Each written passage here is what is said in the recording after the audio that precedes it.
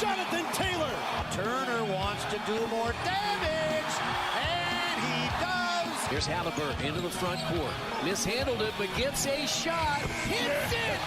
Hits it! John, I have never been better to be on the air with you here in Indianapolis, a place where so many of my dreams have come true. The Ride with JMV on 93.5 and 107.5. The Fan.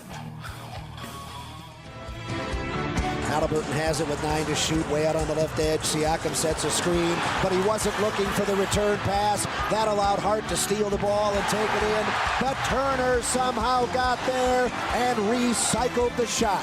Nembhard with it, driving the lane at the goal, and he lays it in. His first scoring of the game.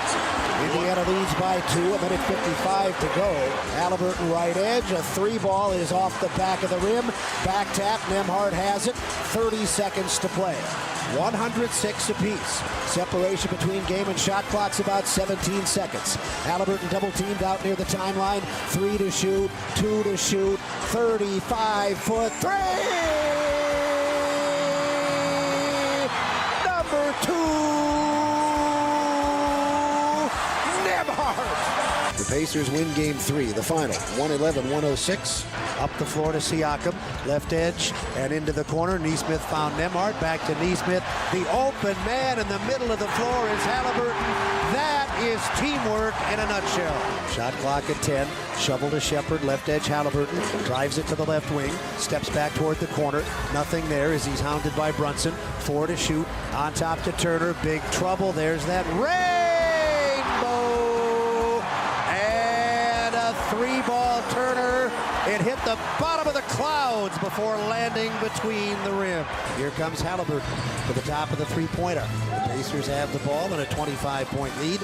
Halliburton dancing off a Turner screen. Picks up the dribble, center of the floor. Nembhard, he measures correctly, hitting a 3.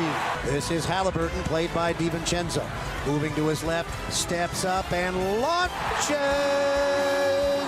That's not worth 1. It's not worth 2. It is worth 3. Ball played in, far corner. And out of that corner, McBride will launch it to the top. Intercepted by Siakam. On the run at the goal, and he slams it with 2 hands. He's got 14. New York down 32. 9:54 to play, fourth quarter. Brown drives and kicks. McConnell holds it. Indiana leading by 40. Now it's McDermott. To the left side arc, Smith gives it back to McConnell. He drives it to the wing, feeds it out to Smith. He's got a good clean look, and Smith hits a 3. The final in game 4 is the Indiana Pacers, 121. The New York Knickerbockers, 89. Indiana and New York now tied 2-2. So Mark Boyle, Eddie Gill and company on the Pacers Radio Network. That was a hell of a weekend for everybody, beginning on Friday. And then through yesterday, we have a ton to get to. And I mean an absolute load to get to. I want to make sure that I get your thoughts, but I also am going to start with mine. You could not have had 2 incredibly different games if you'd asked for it. And that now begs the question exactly what we're going to see coming up tomorrow night in Madison Square Garden. You go back to game number 5, you're tied at 2 games apiece. So you have seen the close game in game 3, won by the Pacers, and then you saw the blowout yesterday as well. Are we ready to go? Yeah, go ahead and have a seat here. Yeah, you can. I tell you what, sit over there in that seat. We've got a very special guest along with me to start out, and I'm sure we'll talk a little NBA as well, although our special guest probably is more of a Celtics lean than anything else, being from Boston. Let's see, hit his mic right there, would you, James? Thank you very much. The incredible voice, and I'm going to be embarrassed by being in the same room with him right now because my voice is not going to come close to comparing. From New Edition, you know him as a radio host. He's going to do his show live upstairs on WTLC later on tonight. Mm-hmm. Ralph Tresvant's in studio with us. Hello, Ralph. How are you? Pretty good. How's it going, man? Yeah, outstanding. Last time I saw you were entertaining us all at Gainbridge Fieldhouse. Oh, my goodness. You and the New Edition fellas, you did Sensitivity out there on your own. That was outstanding. But That's right. you guys, Guy was out there as well. Yeah. That was a hell of a time. It was a great time, man. We've been doing it for a long time now. We enjoy that part. We're still out here doing it. We're in Vegas right now with a residency out there. Yeah.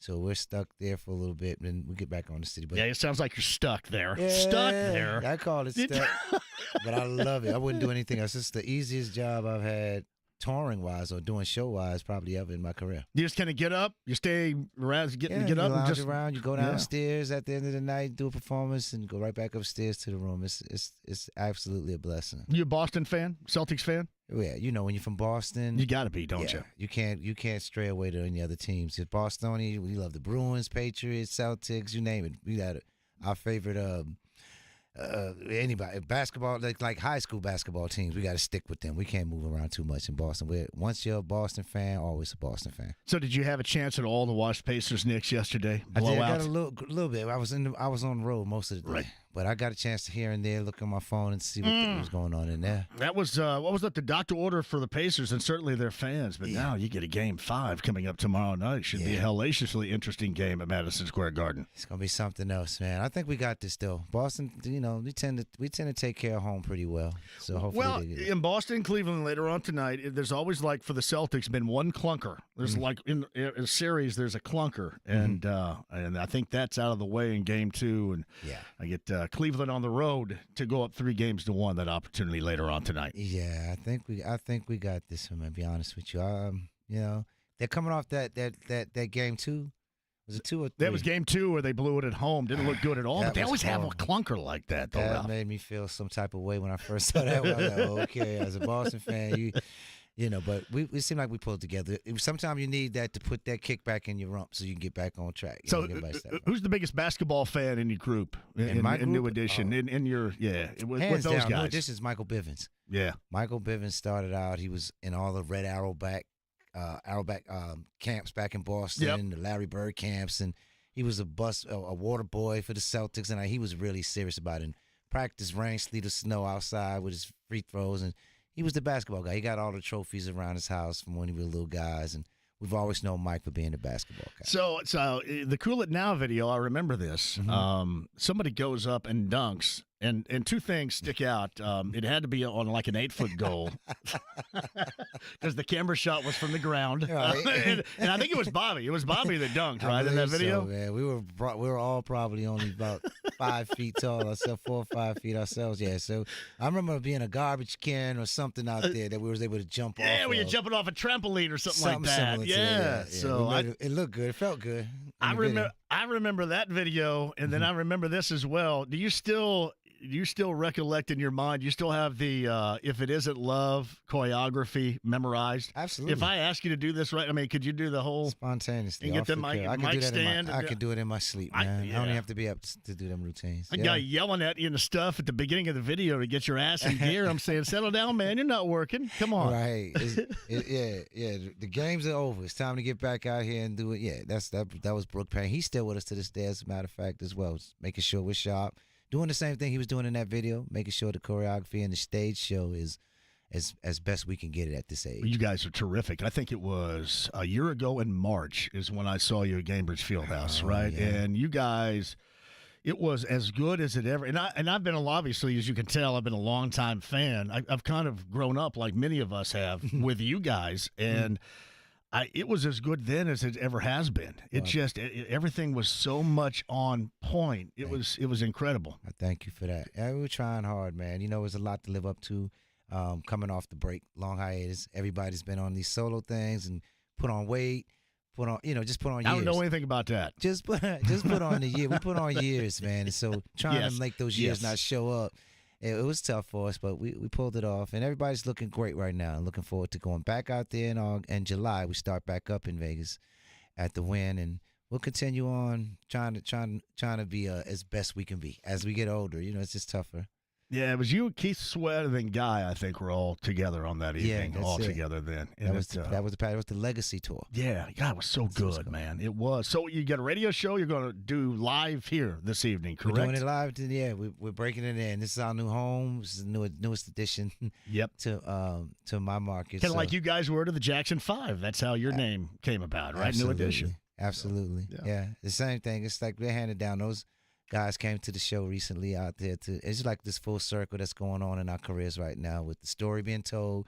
People we admired and loved all our lives are sitting in our front row at our stage or at our residency. It's just this full circle happening with New Edition. It just feels like years in the making. What we've always wanted to feel from the music industry or out of it, out of all the work we've put into it. So I feel like it's coming to full tuition, and we're enjoying ourselves right now. So Ralph Tresvant in studio, a little NBA conversation. His new radio show begins. It's live here. You're going to do a live show later on this evening. Now, this is a lot of slow jam R&B stuff you're doing. Pretty much tonight, what it right? is. It's love and R. It's called Love and R&B. And so that's all I've been doing all my life, spreading love and making good R&B music. So we'll come on there tonight and try to get acquainted with all the people here in Indy and get them familiar with what the show is all about, So I had a closing song in the day. Sometime, and obviously I rarely closed, but I had a closing song in the day, and I was always. I'll tell you what mine is in a second, or was in a second. What was your closing? I mean, it's like you didn't need a damn song, but you could just do it yourself, which would be great. In terms of the radio show, or you talking about? No, in terms of the heeing and the sheeing process, right there. I had a close. It was Teddy Pendergrass. Turn off the lights. That was my closing move right there. That was the closer. And if I couldn't close it with that, then I knew there was no way anything was ever going to work. If you couldn't close the door with that, you couldn't close anything. You know what I think you'd be safer with? Probably like a really good Sade record. Oh, yeah, like Smooth Operator, something like smooth that. Something like that might be a little bit more, ground. No Ordinary Love is what you're saying to me right here. There you go. Yeah. You're not ordinary. You got to let them know right out the gate with the music. We've got a couple of really sensitive dudes right here, Ralph Tresvant and JMV. At least we got one I know of. I don't know about you, man. I do want to remind people, too, the Cincy Music Fest is on the 27th of July. Yes. It's a New Edition along with SWV. Who else is a part of that, too? I don't know. That's it. Yeah, I'm reading the same thing you read. No, it's going to be. It's a bunch of us, man. It's full of great R&B. We travel with R&B artists most of the time when we're doing stuff like that. So it's going to be a night of fun of all of the special artists you grew up listening to and loving, man. Some of them, at least. Who'd you grow up listening to and loving? I grew up listening mostly to Michael Jackson, a lot of Motown. A lot of the Motown family. If it was Motown, I heard it. It was in my house being played on the regular. Top 10, I came out, when I was really going into my own as music and starting to play my own records, it was starting to get into where people were dancing and pop locking and Roger Troutman and Zap, Parliament Funkadelic and Bootsy and all this stuff was starting to hit this for Earth, Wind & Fire.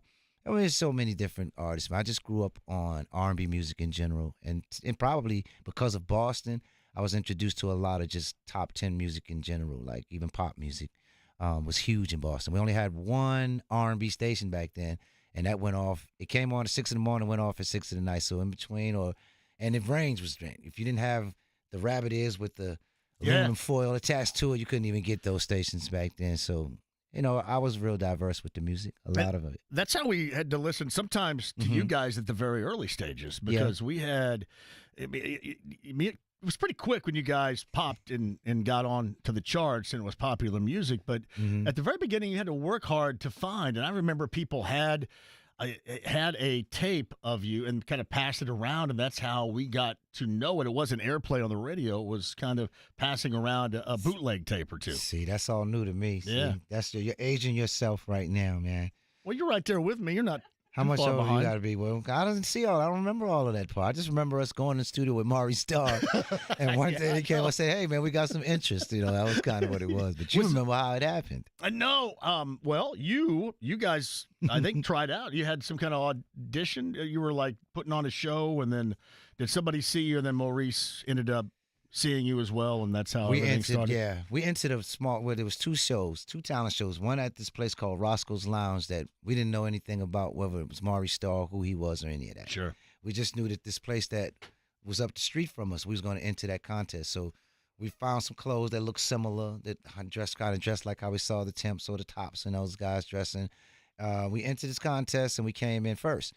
Lo and behold, that contest allowed us to go to a bigger contest, which was the Hollywood Talent Night, the big one that Maury Starr actually discovered us at. So by coming in first at the Roscoe's Lounge, we were able to enter the Hollywood Talent Night, and that's how Maury Starr saw us. And it's Ralph Tresvant in studio, also on TLC tonight. You can check him out with his radio show, of which you're going to do live here in town. Love and R&B tonight, man. We're kicking it off for the Indy listeners tonight live. So how long have you been doing that? I've been doing radio probably about 5 years now. I've been actually a DJ since I was a little boy. Used to call me Little DJ Iron Crates. The guys around the way named me DJ. You remember when crates came? Oh, yeah. You had to carry them. I do. In the iron crate. Yeah, so I used to help carry the crates around. Were you a good beat mixer? I wasn't anything back then. I was just a good iron crate carrier. I could help carry the crates to the different parties, so I was DJ Iron Crates. I'm the worst beat mixer of all time. I'm good now, though. I stink. No, I've gotten better over the years. I'm really good at it. I can cut and scratch and do little tricks here and there and stuff. I could do one.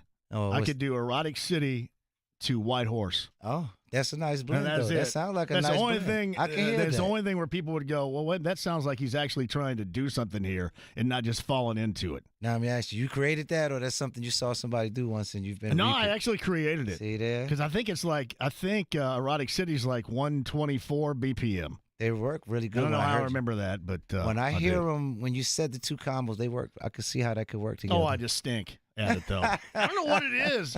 Like, I think I have rhythm, but there's really no evidence of it sometimes, you know?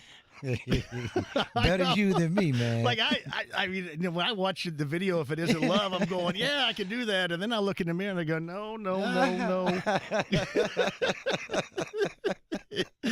Hey, man, it is fantastic. I know you've been doing these things all day, so I'm going to cut you loose. But whenever you want to come on, you want to talk sports, NBA, a little football, some Patriots stuff. And okay. Did you see your guy Tom Brady get roasted last week? Oh, that was horrible, wasn't it? Man, it was they got all over him, didn't It was they? fun, though. Who was your favorite roaster? Nikki Glazer is probably the best because she goes at like Jeffrey Ross is like the best of them all. Yeah, but she's not too far behind. No, to me that particular night she killed everybody. She got him. Nikki's always good though. When she's a part of a roast, you know it's gonna be something serious. You know she's gonna get a good one in all the time. Yeah, Jeff was good too. Though. I like Jeff, the roast master. Then he kind of invented all that stuff.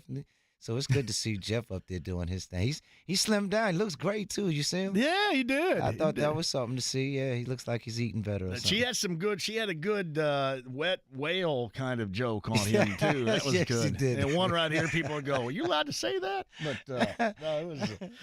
it was all good. So Pacers going to win this thing? You think they advance? Will it be Boston and the Pacers in the East Finals? I believe so. It's a good shot at it. Ralph Tresvant's making the call right here. Let's do it. I believe so, man. Let's go there. I'm going to stick with that.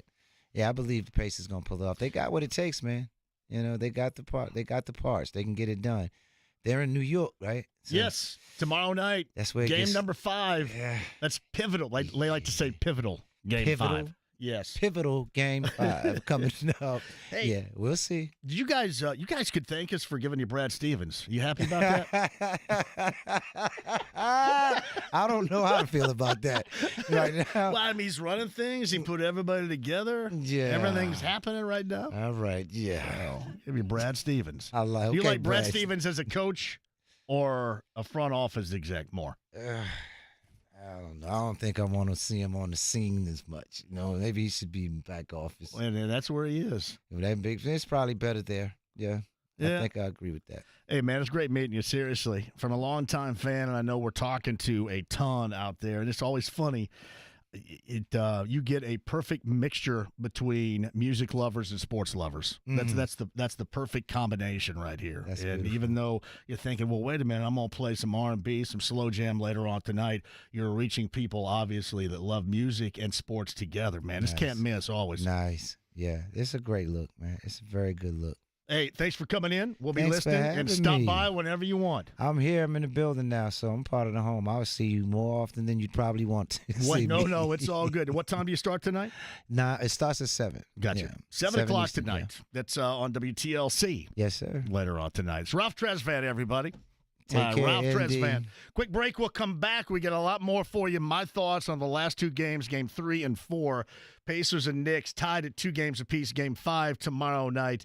That and the weekend of racing as well. We got stuff to give away. Pat Boyland's going to join us a little bit later on. Stephen Holder of ESPN as well. Quick break. We'll come back. The stream, the app, it's HD Radio inside the AAA Membership Lounge, where you just watch Ralph and I have that conversation. That is YouTube Live at 93.5 and 107.5 The Fan. Hey, it's Big Joe for Absolute Comfort, your trusted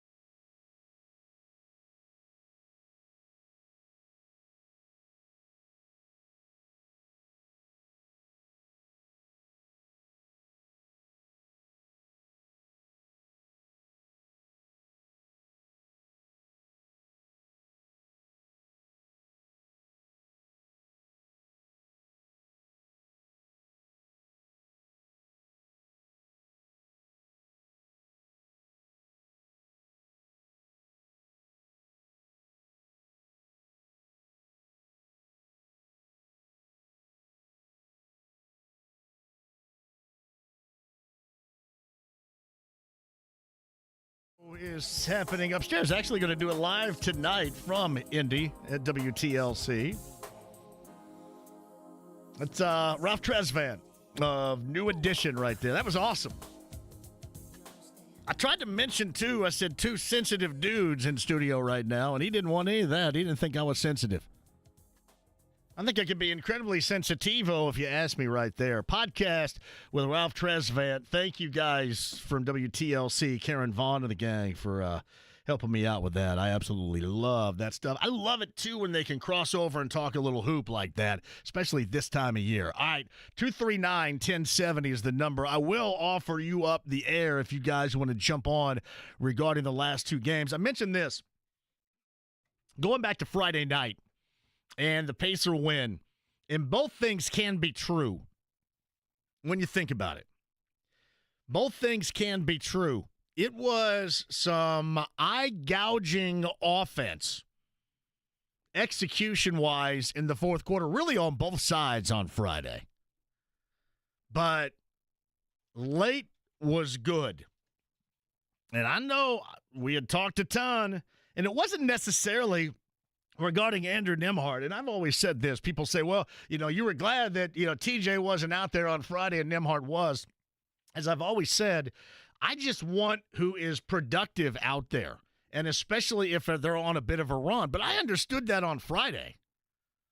Now, to get the ball stuck 35 feet away from the basket with the shot clock running down as bad as the offensive execution had been, that was something. But what it did was help create one of the better moments we've seen around here in a long time. That's one that, especially if they're able to move forward, they're able to win this series, that is one that will stand the test of time. Let's face it, if not that shot, the Miles Turner block, which saved not just that game, but the series. That was a series saver right there. They go up 2. The Pacers were a discombobulated offensive mess, and really just like the Knicks were too. But you give Josh Hart most of the time when he goes to the basket, he's going to end up cashing it in. And Miles erases that. That was a game saver and a series saver. But the Nembhard shot is going to go, the Nembhard shot is going to go down in history as that. The other one I'd go down in history for. But no, that's going to go down in history, especially if they're able to get past the Knicks and then move on. It was one hell of a night. Even if the fourth quarter on Friday was offensively suspect, you had two teams going at one another physically. And it may not have been the most artistic brand of basketball, but it was a brand of basketball. Really kind of felt a little bit at times about the 90s in the fourth quarter. It was just a lot of physical nature, physical brand of basketball. And then you got mixed in a defensive play and a game-winning shot and a step back from 35 where Nembhard actually fumbled that thing a little bit before he got it off. And coming from a guy that had struggled the entire game. And no question about that. And a lot of people, and I saw even inside the field house, a lot of people wondered why Nembhard was out there. And the way that it worked out, you're sure as hell glad that he was. Just an incredible Friday night to make sure you give yourself now a chance yesterday to get even, and then an opportunity tomorrow night to see what you can do. Yesterday, it's funny. People have asked me this. Do you wish that they would have held back a little bit? I don't ever want anybody to hold back. Never hold back. You have to play. Play the way that you play the style that you play, and play until the end of the game. And you understand if you're the Knicks, you bagged that thing in the third quarter because you had to. So I'm not worried about them saving anything. What I'm worried about is what we have seen so far has been the effect that the home court has had. The effect that the home court has had in the first two games at Madison Square Garden has been huge. And then you saw it in the two games here, and especially in that one Friday night. I had mentioned to the fans, hey, let's get this thing cracking here. They're going to need you as much as we're calling for, and I thought they did. We're calling for the Pacers to match the effort that through the first two games I have talked so much about, so longingly for the Knicks and what they're able to do. But the Pacers on Friday night absolutely matched that.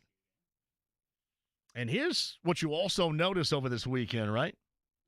You notice that if the Knicks don't win out in that effort category, or if they're challenged in that effort category, that is when they're vulnerable. And that is what we talked about last week. They have to work for things, and when you take that away, whether you're talking about guys who may be tired, or you give credit where credit is due for Rick Carlisle and the coaching staff to end up getting Aaron Nesmith to guard Jalen Brunson, and since that point in time, at least when they're matched up directly together, and when Nesmith is playing D on Brunson, Brunson has been 9 of 27 during that span, when he is the primary defender. And you can listen to, well, the effect is more profound given the fact that he's tired or his foot hurts or any of that. But Aaron Nesmith is making him do what? Is making him, and yesterday they made everybody work. Friday they made everybody work for it. There was not a lot of easy stuff, and DiVincenzo was on fire. That's something else that you hope that they figured out yesterday.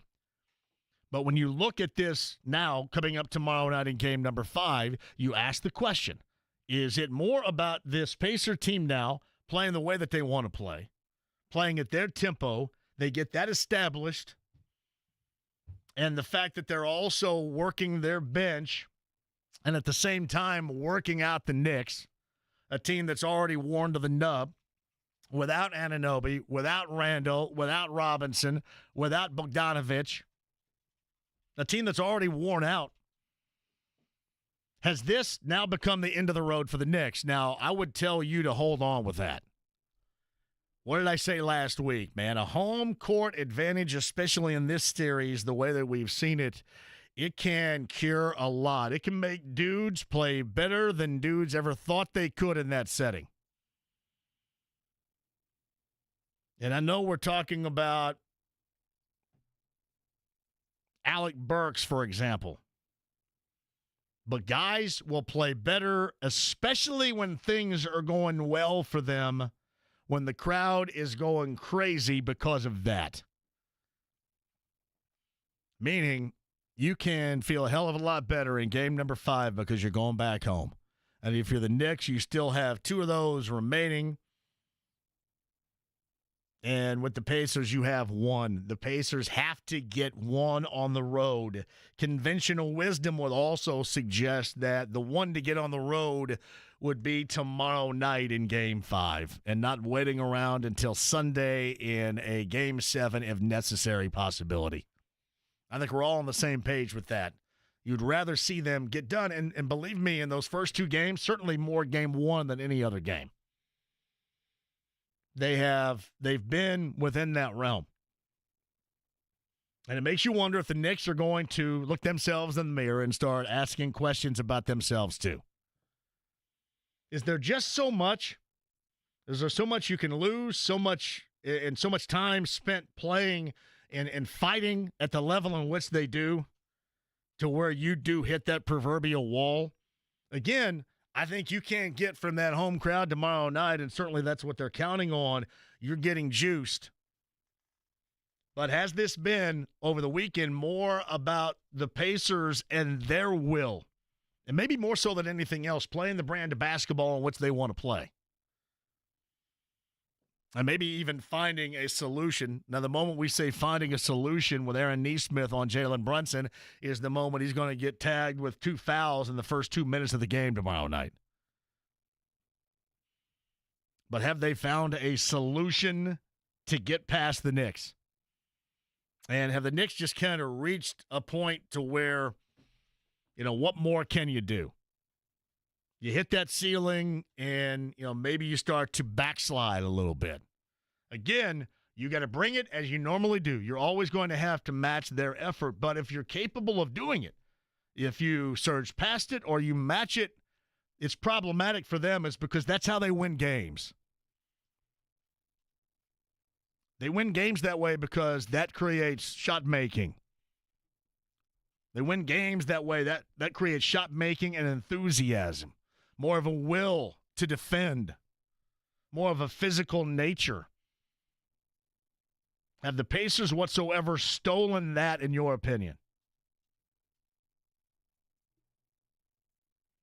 Yeah, the other aspect of it is, too, if you're the Pacers, you got to feel really good, but you also have to forget about that thing and then understand where you're going coming up tomorrow night. $35,000. What could we all do with $35K? I'm telling you what right now, $35K, I'm having Ralph Tresvant give me lessons, and I'm doing the If It Isn't Love video with him, with New Edition. That's what I'm doing. But $35,000, what is it worth to you? Clearly, $35,000 has been worth it for Rick Carlisle, and I know I'm talking about somebody else's money, and I understand that. And I don't know if there has been a huge difference in the fouls, but it seems like, and maybe this is just the Pacers, you get to match the physicality of the Knicks with the physicality of your own. Correct me if I'm wrong, but a number of times yesterday when Nesmith was D'ing up on Brunson, you tell me this, how many times did you find yourself wondering it was just a matter of seconds before the whistle was going to blow and Nesmith was going to get tagged with a really cheap foul? Like all of you, most of the time yesterday, you would question that the entire time. And this is the other thing that I thought about in watching the game yesterday. If you're able, if you play that brand, that style defensively, will the officials continue to allow that? Did that have anything at all to do with the Rick Carlisle outrage? And again, game 2, that's on the Pacers. It's like game 1 was as well. But game one, the reason why they found themselves in that situation, in large part, what was playing the role was the whistle. Game 1 had an effect on the outcome. It just did. But after that, I don't want to say tirade. I don't want to say that. I think that's a little bit too strong. But after that moment, it kind of did seem like that the officiating was a little bit more even, or was that just because the Pacers were winning?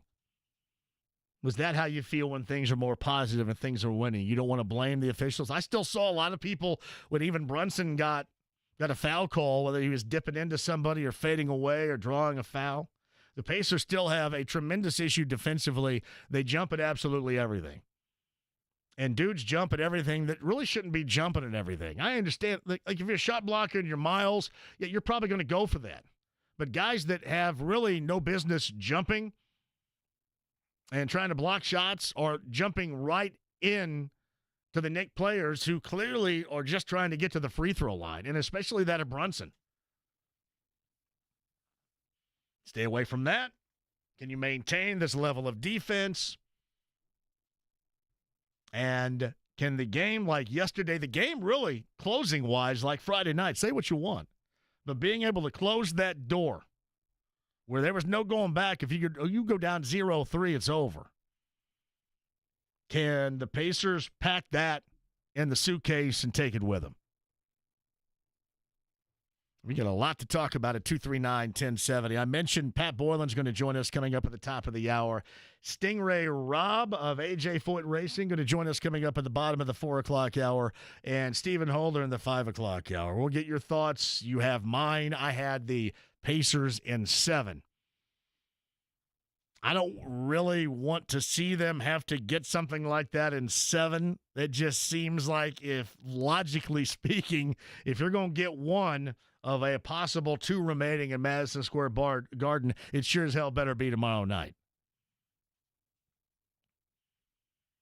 and the feeling from the weekend. Just outstanding stuff. And again, a shout-out to the crowd, especially on Friday. You guys brought it. Absolutely brought it. And there was a lot of tense folks that were Pacer fans in that building in the fourth. When they get down 9, you're thinking, yeah, this is all over. Get down 9, Miles knocks down a 3. I think they end up hitting a 3 of their own and going back up 9. But there were some things you had to battle through. That was a Pacer team that fought through a lot, really, when you look at it. What a game, what an atmosphere, what a crowd on Friday in game number 3. All right, 239-1070. Give me BT Dew on line 1 here. BT, how are you? How you doing, buddy? Fantastic. Me and Ralph Tresvant hanging out. Are you kidding me? I thought maybe we could end up writing each other a song and maybe doing a duet in here. Would you have listened to that if that were to happen? No, you don't think so? How about, can I leave my barn door open? You think he'd go for that? Yeah. I don't think I would go for that. I don't think he would go for that, but yeah, he'd probably balk on that song title idea. Yeah. Man, you were right about Friday. That was crazy. It was. And you know what Nemhard's shot reminded me of? What's that? Do you remember Travis Best back in the playoffs? He hit that big 3. Yep, that game 5 against Milwaukee, exactly. Right before it, he dribble. No, don't shoot that. Yeah, that's what that was like, man. I was like, please don't. Yeah, there was, and you mentioned the dribble. There was so much over dribbling going on in that fourth on Friday night. It wasn't just that particular play; it was running rampant. Yes, sir. But it was fun. But I think we're Pacer fans, so we expect the worst.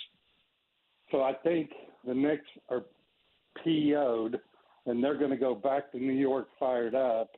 And the Pacers are going to think, oh, Reed, look at all this press. We're great. And then they're going to get beat.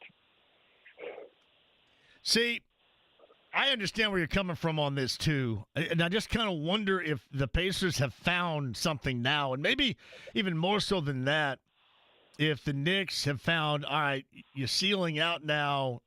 And I don't want to say the will. That's wrong. I don't even want to say the fight.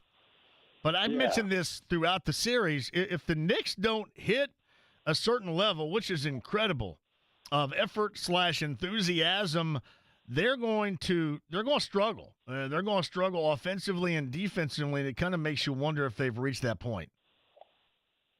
It's quite possible. But you know us, bad luck Schleprock.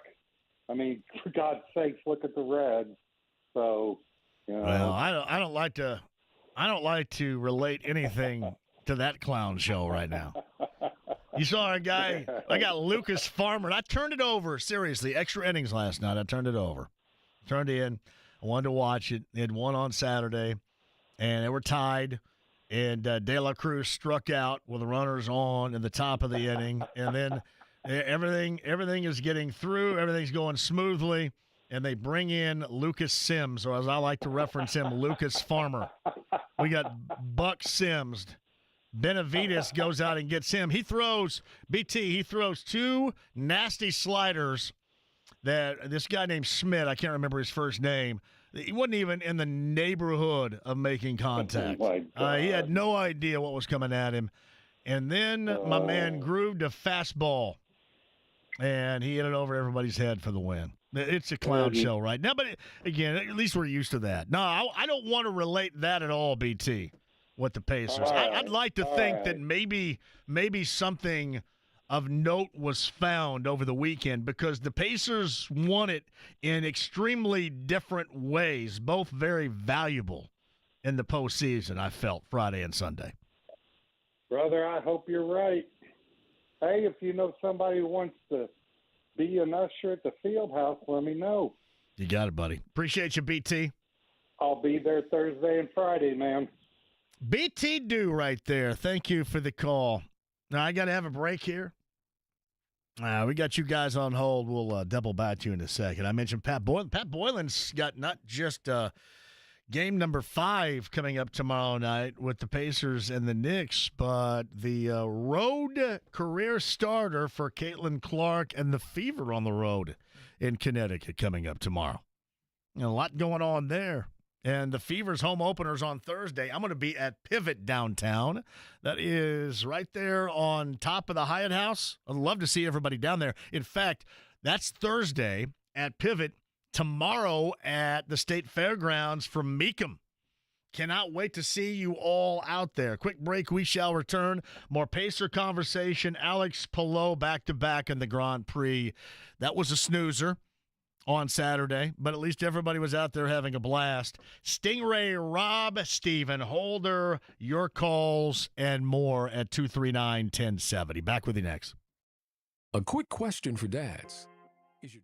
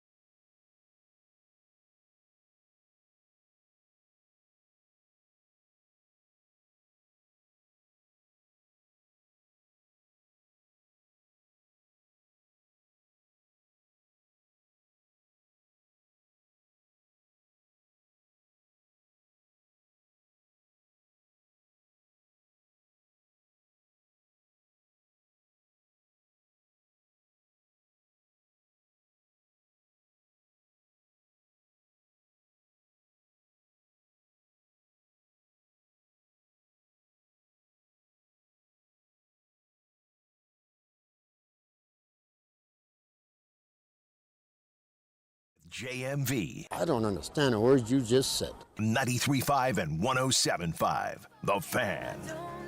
Halliburton right edge. A three ball is off the back of the rim. Back tap. Nembhard has it. 30 seconds to play. 106 apiece. Separation between game and shot clock's about 17 seconds. Halliburton double teamed out near the timeline. 3 to shoot. 2 to shoot. 35-foot three. Number 2. Nembhard. Mike Boyland, the call right there. The game winner, Andrew Nembhard, on Friday night, Game 3. That's the reason why we're able to talk the way we're talking right now. Otherwise, I'm assuming it would be 3-1, and you're thinking about and thinking in a completely different fashion of what Game 5 will entail coming up tomorrow night. Madison Square Garden got you covered right here. Game 6, by the way, too, is kind of up in the air for Friday. If Boston and Cleveland continues through Friday, if that series continues, I believe that means it's going to tip at 6. The great 6 o'clock tip for us on a Friday night, James. If not, I think then it's 7:30, I believe. Boston-Cleveland coming up later on tonight. Cleveland trying to even it up.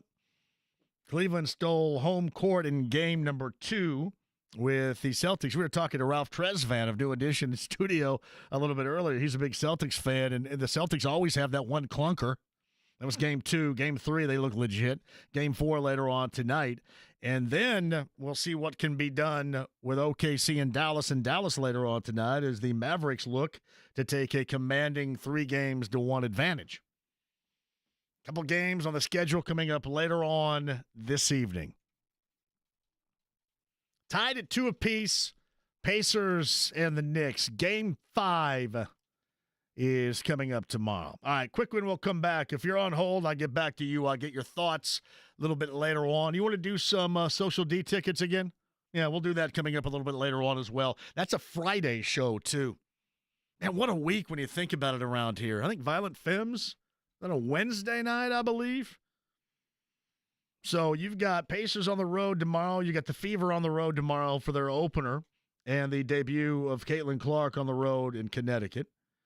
And you got the Violent Femmes here on Wednesday. Is that Wednesday? Thursday. Thursday. So that's Thursday. And then Thursday you had the Fever home opener. And then Friday you're having the Pacers in game number 6 and Social D and Bad Religion down at the Everwise Amphitheater at White River State Park. Man, there is a ton going on. And again, a shout-out, Ralph Tresvant, the original, one of the originals of New Edition, was in studio a little bit earlier, too. Ralph's got a show that's going to debut tonight on WTLC, 106.7 WTLC. I believe it's 7 o'clock. But Ralph, one of my all-time favorites, because one of my all-time favorites, New Edition. And we had a great opening conversation about the Pacers, Knicks, the Celtics, the NBA, and a lot more. Ralph Tresvant a little bit earlier with that podcast, or you can even watch it if you missed it inside the AAA Membership Lounge via YouTube Live. Pat Boyland, everything we need to know about this series knotted at 2 games apiece. And the Fever Road opener as well, and the opener for Caitlin Clark is coming up. We'll talk about that and more with Pat next. Bad Religion.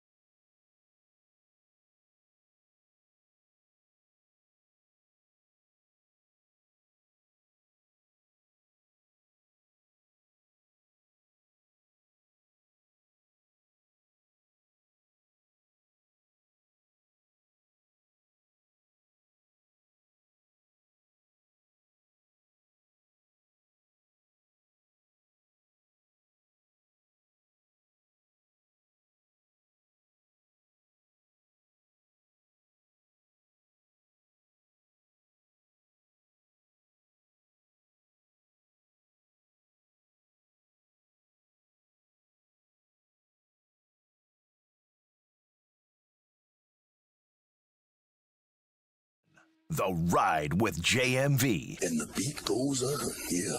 And the beat goes on. 93.5 and 107.5. The Fan. 5 minutes, 4 seconds left, quarter one. With Pat Boyland and Eddie Gill, I'm Mark Boyle. Shepard has it. Center of the floor to Turner, a stride or so outside the arc. Shot clock at 10. Shovel to Shepard, left edge Halliburton. Drives it to the left wing. Steps back toward the corner. Nothing there as he's hounded by Brunson. 4 to shoot. On top to Turner. Big trouble. There's that rainbow. And a 3-ball Turner. It hit the bottom of the clouds before landing between the rim. It's Mark Boyle, Pacer Radio, as he mentioned too, along with Eddie Gill. And our next guest, Miles, fantastic. By the way, Miles saved the series. Saved the game Friday night and saved the series with that defensive play. Stephen Holder a little bit later on. Stingray Rob, bottom of the hour. Ralph Tresvant joined us at the start of the show. Some NBA conversation and more. He's a Celtics guy. Ralph Tresvant of New Edition was in studio with me a little bit earlier. Meantime, on the Andy Moore Automotive Group hotline, he is pulling double duty, I'm sure, paying attention, obviously, to Game 5 tomorrow night between the Pacers and the Knicks at Madison Square Garden. And the opener for Caitlin Clark and the Fever on the road at Connecticut. And then the home opener on Thursday for the Fever and the home debut of Caitlin Clark. There's a lot going on, including a Friday game with the Pacers as well in Game 6. So Pat Boyland, I'm assuming, who joins us now on the Andy Moore Automotive Group hotline, is working overtime on all of this. Pat, is that true? That's true, but it's a very good reason to be working overtime. I could have gone without the scheduling on Tuesday, the Fever tip-off at 7:30. Now, that's national TV. It will not be one of our broadcasts. It's an ESPN2 broadcast, so we won't be doing it. But the Pacers tip off shortly after 8, which means our pregame show starts right where you are at, 7:30. So that's less than ideal, but it's just so thrilling to have the excitement between both of these teams kind of butting up at this moment and coming together in what's going to be a really special moment, as you touched upon. At the end of the week, the Fever are going to have a sold-out Gainbridge Fieldhouse on Thursday, and then the Pacers are going to have a sold-out Gainbridge Fieldhouse on Friday. Nah, it's amazing. You know what? Honestly, Pat, it's been such a damn long time since we had everything this time of year stacked on top of one another.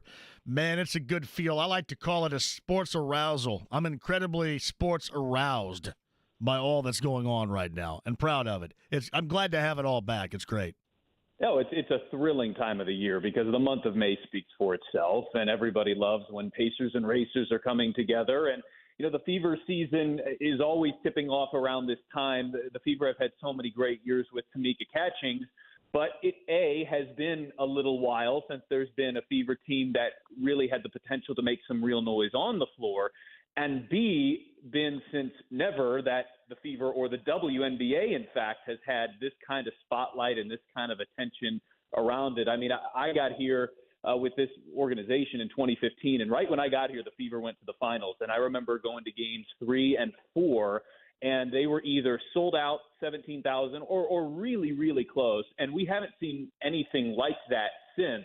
Those were finals games. This is regular season opener. The preseason game had over 13,000 people at it. So it's almost hard to believe, but if you followed Caitlin Clark and her story and the attention around it, it's really not. Just everything that comes with her has just been completely unprecedented. And how lucky are we as a city and an organization to get to experience it? You think anybody out there will indulge and compare the numbers on Wednesday at some point of those two games on at the same time tomorrow? I'm sure there will be.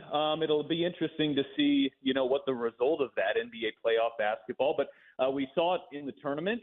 I would guess you'd get really high numbers for both. Now, because there's so much going on, that game on Tuesday for the Fever will be on ESPN2. So sometimes it's a little harder for people to catch that versus one of the more mainstream channels. But not ideal for a Pacers and Fever fan, of course. But now I know a lot of the services allow you to go picture-in-picture, pull up a couple of screens at the same time. So maybe that's what you got to do. Either go picture-in-picture on your TV or have the iPad going and the television going at the same time. So Pat Boyland's got a lot going on right here, obviously with the Pacer Radio Network and the Fever coverage as well. He's on the Andy Moore Automotive Group hotline. I mentioned as I brought you in Friday night, and obviously I'm going to say that because I have long been a supporter, even when it was basically only me and maybe a handful of others around here, a supporter of Miles Turner. I thought he saved with that defensive play, that block on Friday night, the game and the series. Would you agree? I certainly think you can make a case, and all the attention got on Andrew Nembhard, and rightfully so. I mean, that's going to go down as one of the iconic shots in franchise history, especially if the Pacers can find a way to pull this off. You go down 3-0. I think everybody's heard the stat by now. Nobody's ever overcome that. So the Nembhard shot got all the attention because of it being late in the game and the dramatic shot that it was. But as New York's coming down the other direction, if they get that to go and Turner doesn't get that block, you're probably talking about a different result there too. And not even just that, but he had a couple of really big offensive rebounds late in the game as well. That allowed the Pacers to have second chance opportunities. And in a game like that, you needed everything to go your way down the stretch. Everything that went well was key to the Pacers ultimately winning that game. It was so tightly contested. And Turner was a major part of it, and frankly, was in Game 4 as well. So Pat Boyland, who is with us, what do you think we're on the march to right now? Is it more that the Pacers, in playing their tempo and with their depth, they're taking over, and the Knicks are just kind of worn to the nub right now and finally feeling the effects of so many lost players? Or, for example, was yesterday a team in the sense of the Knicks just on E during that afternoon at Gainbridge Fieldhouse? Yeah, I think it's the million-dollar question, right? I mean, we all talked about it at the beginning of the series. You talked about it. It's been discussed in so many different areas. If the Pacers can get this to be a long series, can they wear down the 40 minutes or more a game Tom Thibodeau roster? And was that a byproduct of Sunday? It's hard to tell. The Pacers looked like the much fresher group. I think Indiana had the advantage of that game being less than 48 hours. I mean, it was a 3:30 tip, and Game 3 was finishing around 10 p.m. So I think that actually did help the Pacers, that quick turnaround, even though Halliburton was banged up and Nesmith wasn't 100%.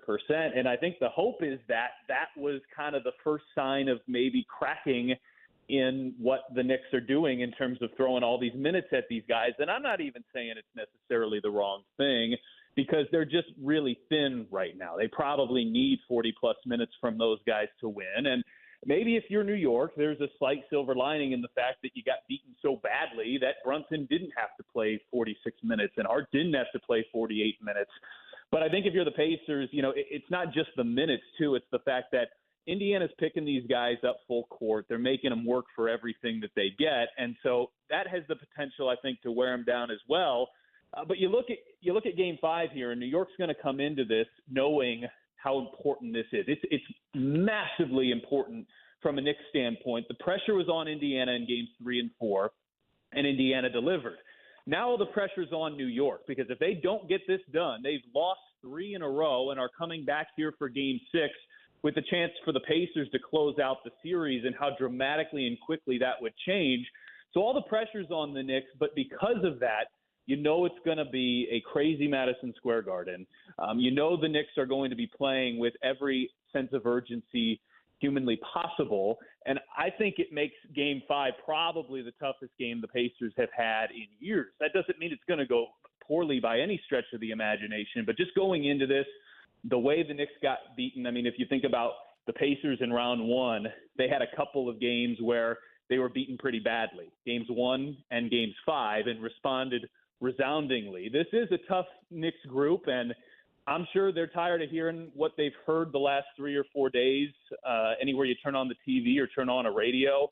And I expect it to be a focused, an energized, group with a really energized and loud crowd in New York in game number 5, and it'll be a fantastic test for the Pacers. He is Pat Boyland, Pacers radio, fever coverage, all that, and then some going on this week. And, of course, Pacers game number 5 in Madison Square Garden coming up tomorrow night right here on The Fan as the Pacers and the Knicks tied to 2 games apiece in their Eastern Conference semifinal.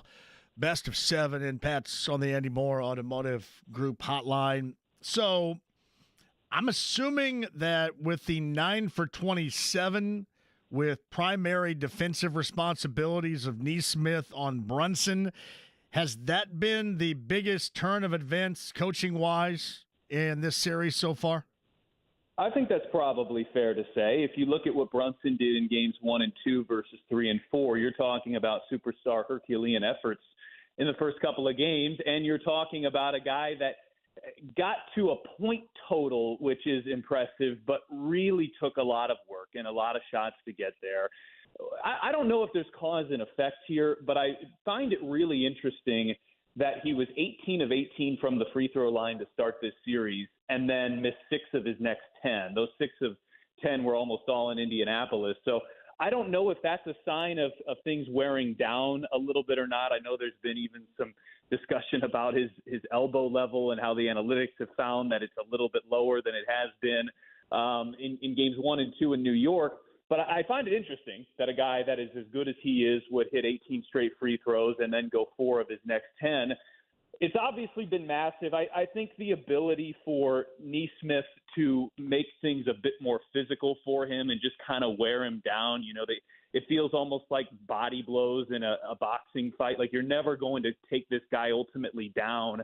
But if you can wear him down over the course of a game and just make his life more difficult and make him feel everything that he does, then maybe he can't have what he did in games 1 or 2, or frankly, just about the entire series against the 76ers before them. So he's done a terrific job, Nesmith. I still think it's one of those situations where you might continue to see more adjusting by the Knicks and maybe trying to get different guys on him.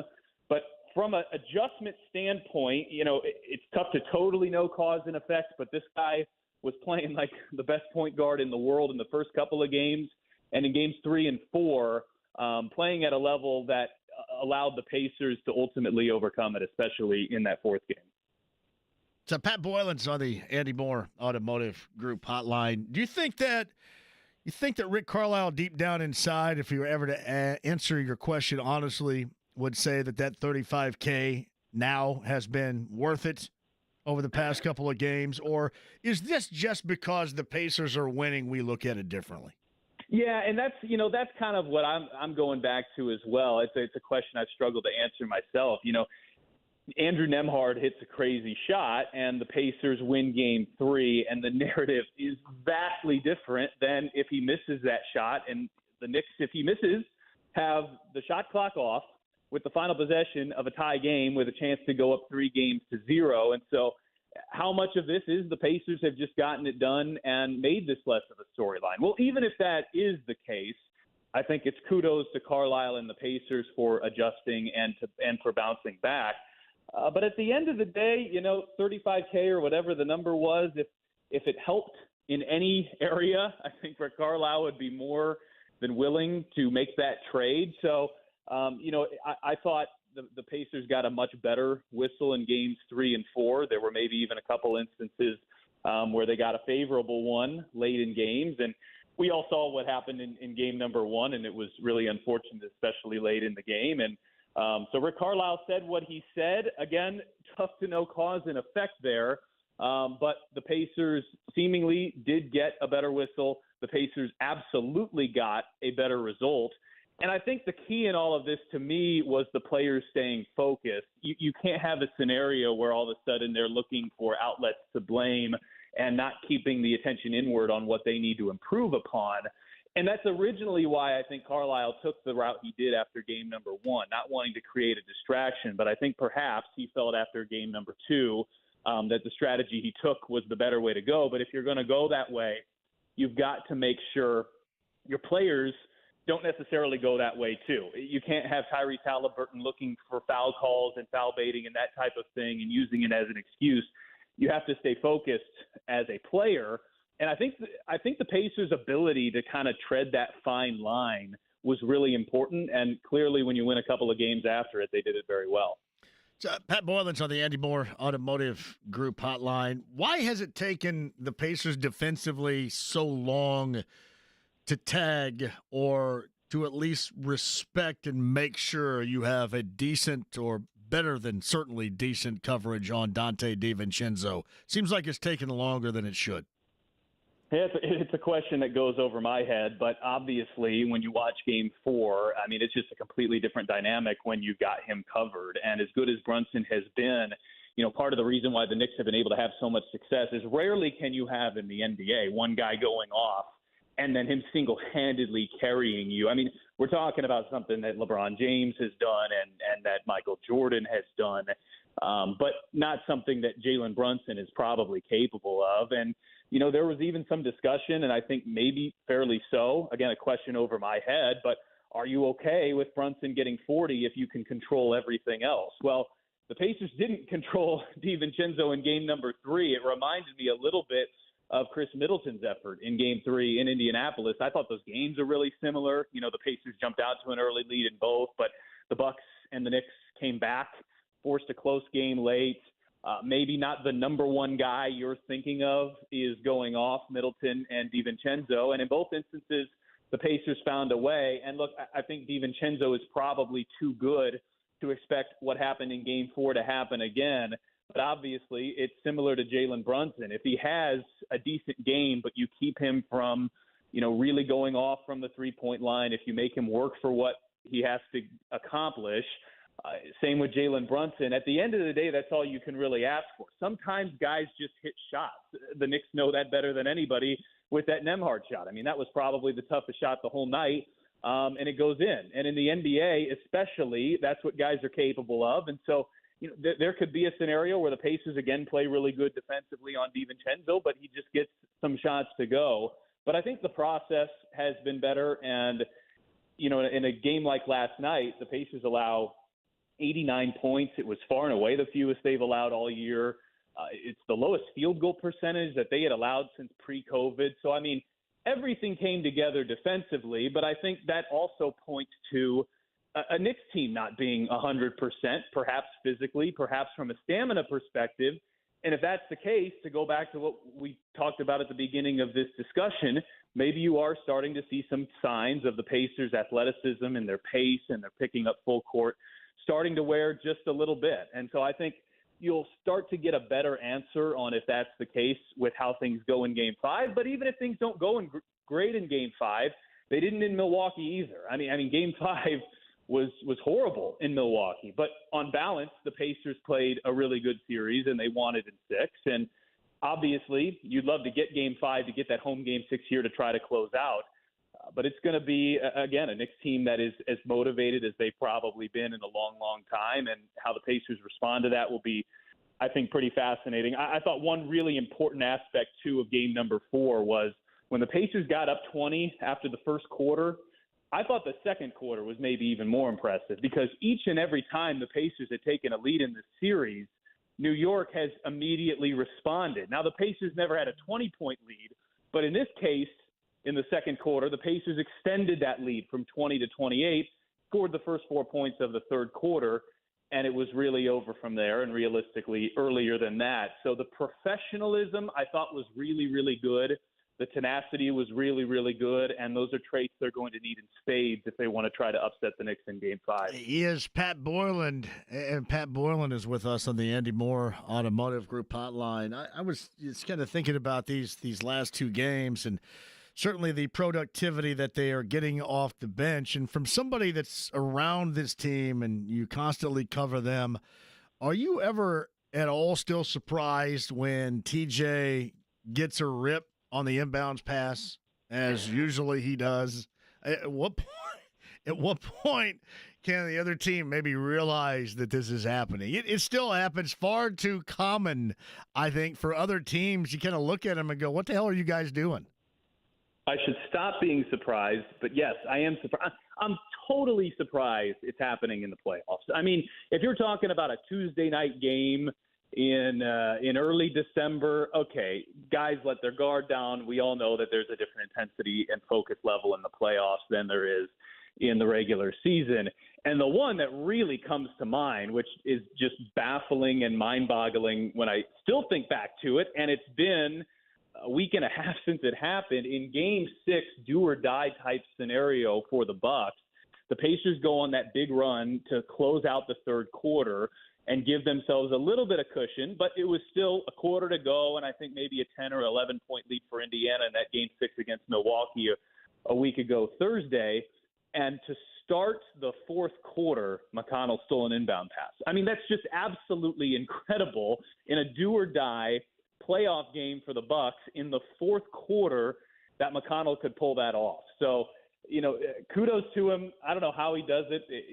He's very good at hiding behind defenders and kind of sneaking in there at the last minute.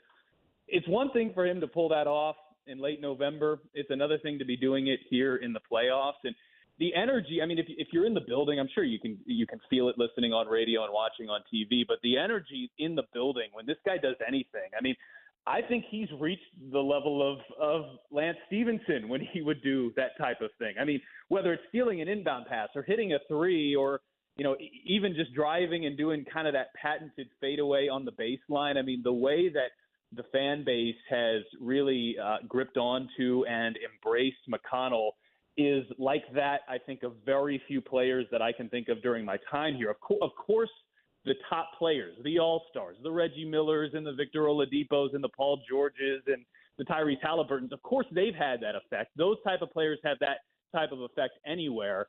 But when you're talking about lesser heralded players that come off the bench and really can change not just the dynamic on the floor, but really swing the momentum in the building, I mean, TJ McConnell is in that Lance Stevenson tier.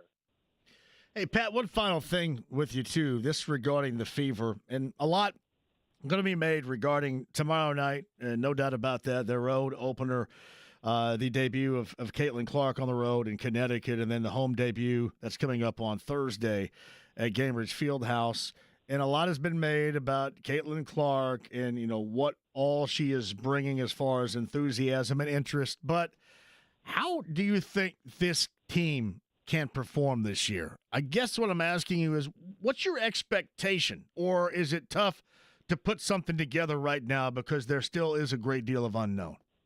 It is tough, but can I say that I appreciate you asking me this, because I think I have done over 20 hits on different radio stations that involve Caitlin Clark, and I don't think one time I've been asked by the host, how do you think this team could do this year? Right. So I appreciate that. Oh, good. That's good. I'm a first. That's a first-timer. Yeah, I mean, you would think it would be a normal topic of conversation, but obviously the Caitlin Clark mania and hysteria, I understand why. It's a fascinating question because this is a team 2 years ago that went 5-31 and didn't just have the worst record in the WNBA. They had it by a wide margin. Last year took a big step forward. 13 wins from 5 is a big jump, but 13-27 still is not the type of season you need to have to make the playoffs. So can they have another jump like that in them? I tend to think yes. First of all, the bar to me is at making the playoffs. I absolutely think that this is a team that has the talent and the skill set to make the playoffs and get back in the playoffs like they were seemingly every year with Tamika Catchings. Beyond that, I just don't know. But I think there is a scenario where Caitlin Clark kind of looks like the Caitlin Clark that she did at Iowa, and that Aaliyah Boston, who was an all-star starter as a rookie, and Kelsey Mitchell, who made her first all-star game last year, and Alyssa Smith, who was the number 2 overall pick just a couple of years ago. I mean, there's the potential where it all comes together and this team is possibly really, really good right away. Now, that's a lot of pressure on a lot of young players, and history tells us that typically a team as young as the Fever is, regardless of sport, is not quite ready to compete at a really high level yet. But I wouldn't say I'd put that past their potential. I think making the playoffs is a reasonable goal that the Fever feel like, as long as they stay reasonably healthy, feel like they should be able to hit. There's a couple powers at the top, the Aces of Las Vegas and the Liberty of New York. Anywhere from 3 to 8, I don't think would shock me, and I think that's part of the excitement here. Everybody's going to be tuning in to see Caitlin Clark that hasn't been watching this team previously. But what these other players, Boston, Mitchell, Smith, can accomplish and how it all comes together makes them one of just the most unique storylines, I think, in all of sports right now. And we'll see. They're going to open the season with the third best team in the league last year in Connecticut and then go play the second best team in New York. So they're going to get tested here right out of the gate. So Pat Boyland's going to have you covered on all of it beginning tomorrow, which is outstanding. And what a week it is going to be. And Pat's kind enough to join us from the Pacer Radio Network and coverage of the Fever as well on the Andy Moore Automotive Group hotline. Always a pleasure. Have fun with it, too, because I know that you're thinking, wow, this coming at me so quick. But this is why you want to be here and do this in this market this time of year, because it makes it even more special with all this going on. I couldn't have said it any better myself. So fortunate to be doing this. We're also fortunate to have all of these different levels of excitement in Indy sports. And hey, I'm looking forward to seeing this packed Gainbridge Fieldhouse continue into the summer. It's going to be a fantastic thing to see here with the Fever. You got it. I appreciate you, Pat. Enjoy the week. Likewise, John. Thank you. Pat Boyland on the Andy Moore Automotive Group hotline. Stingray Rob. Parents dug on Corvette Stingrays, as you could tell. If you had to go by, let's say when you were growing up, right? One of the first cars you remember your parents had. What if they named you after some? Would you be like the Reliant K? The Chevette? What would you be named after? Stingray Rob of AJ Foyt Racing is going to join us. Stephen Holder, top of the hour. We'll look back on the rookie mini camp and get some thoughts from Stephen coming up at the 5 o'clock hour. And your thoughts as well at 239-1070 on Game 5 between the Pacers and the Knicks inside the AAA Membership Lounge via YouTube Live. If you've missed the show so far, you've missed a lot. We'll recap that and get Stingray Rob on here on the other side. 93.5, 107.5 The Fan. Reggie was a nurse for 16 years.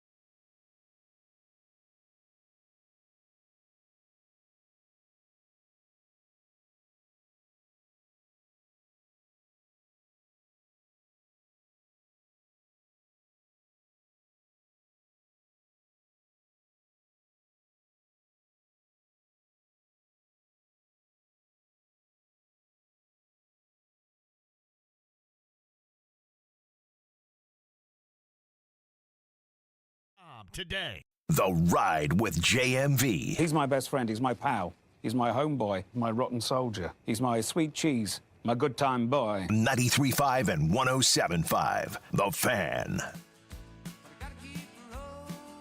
James over there, I'm John. Thank you.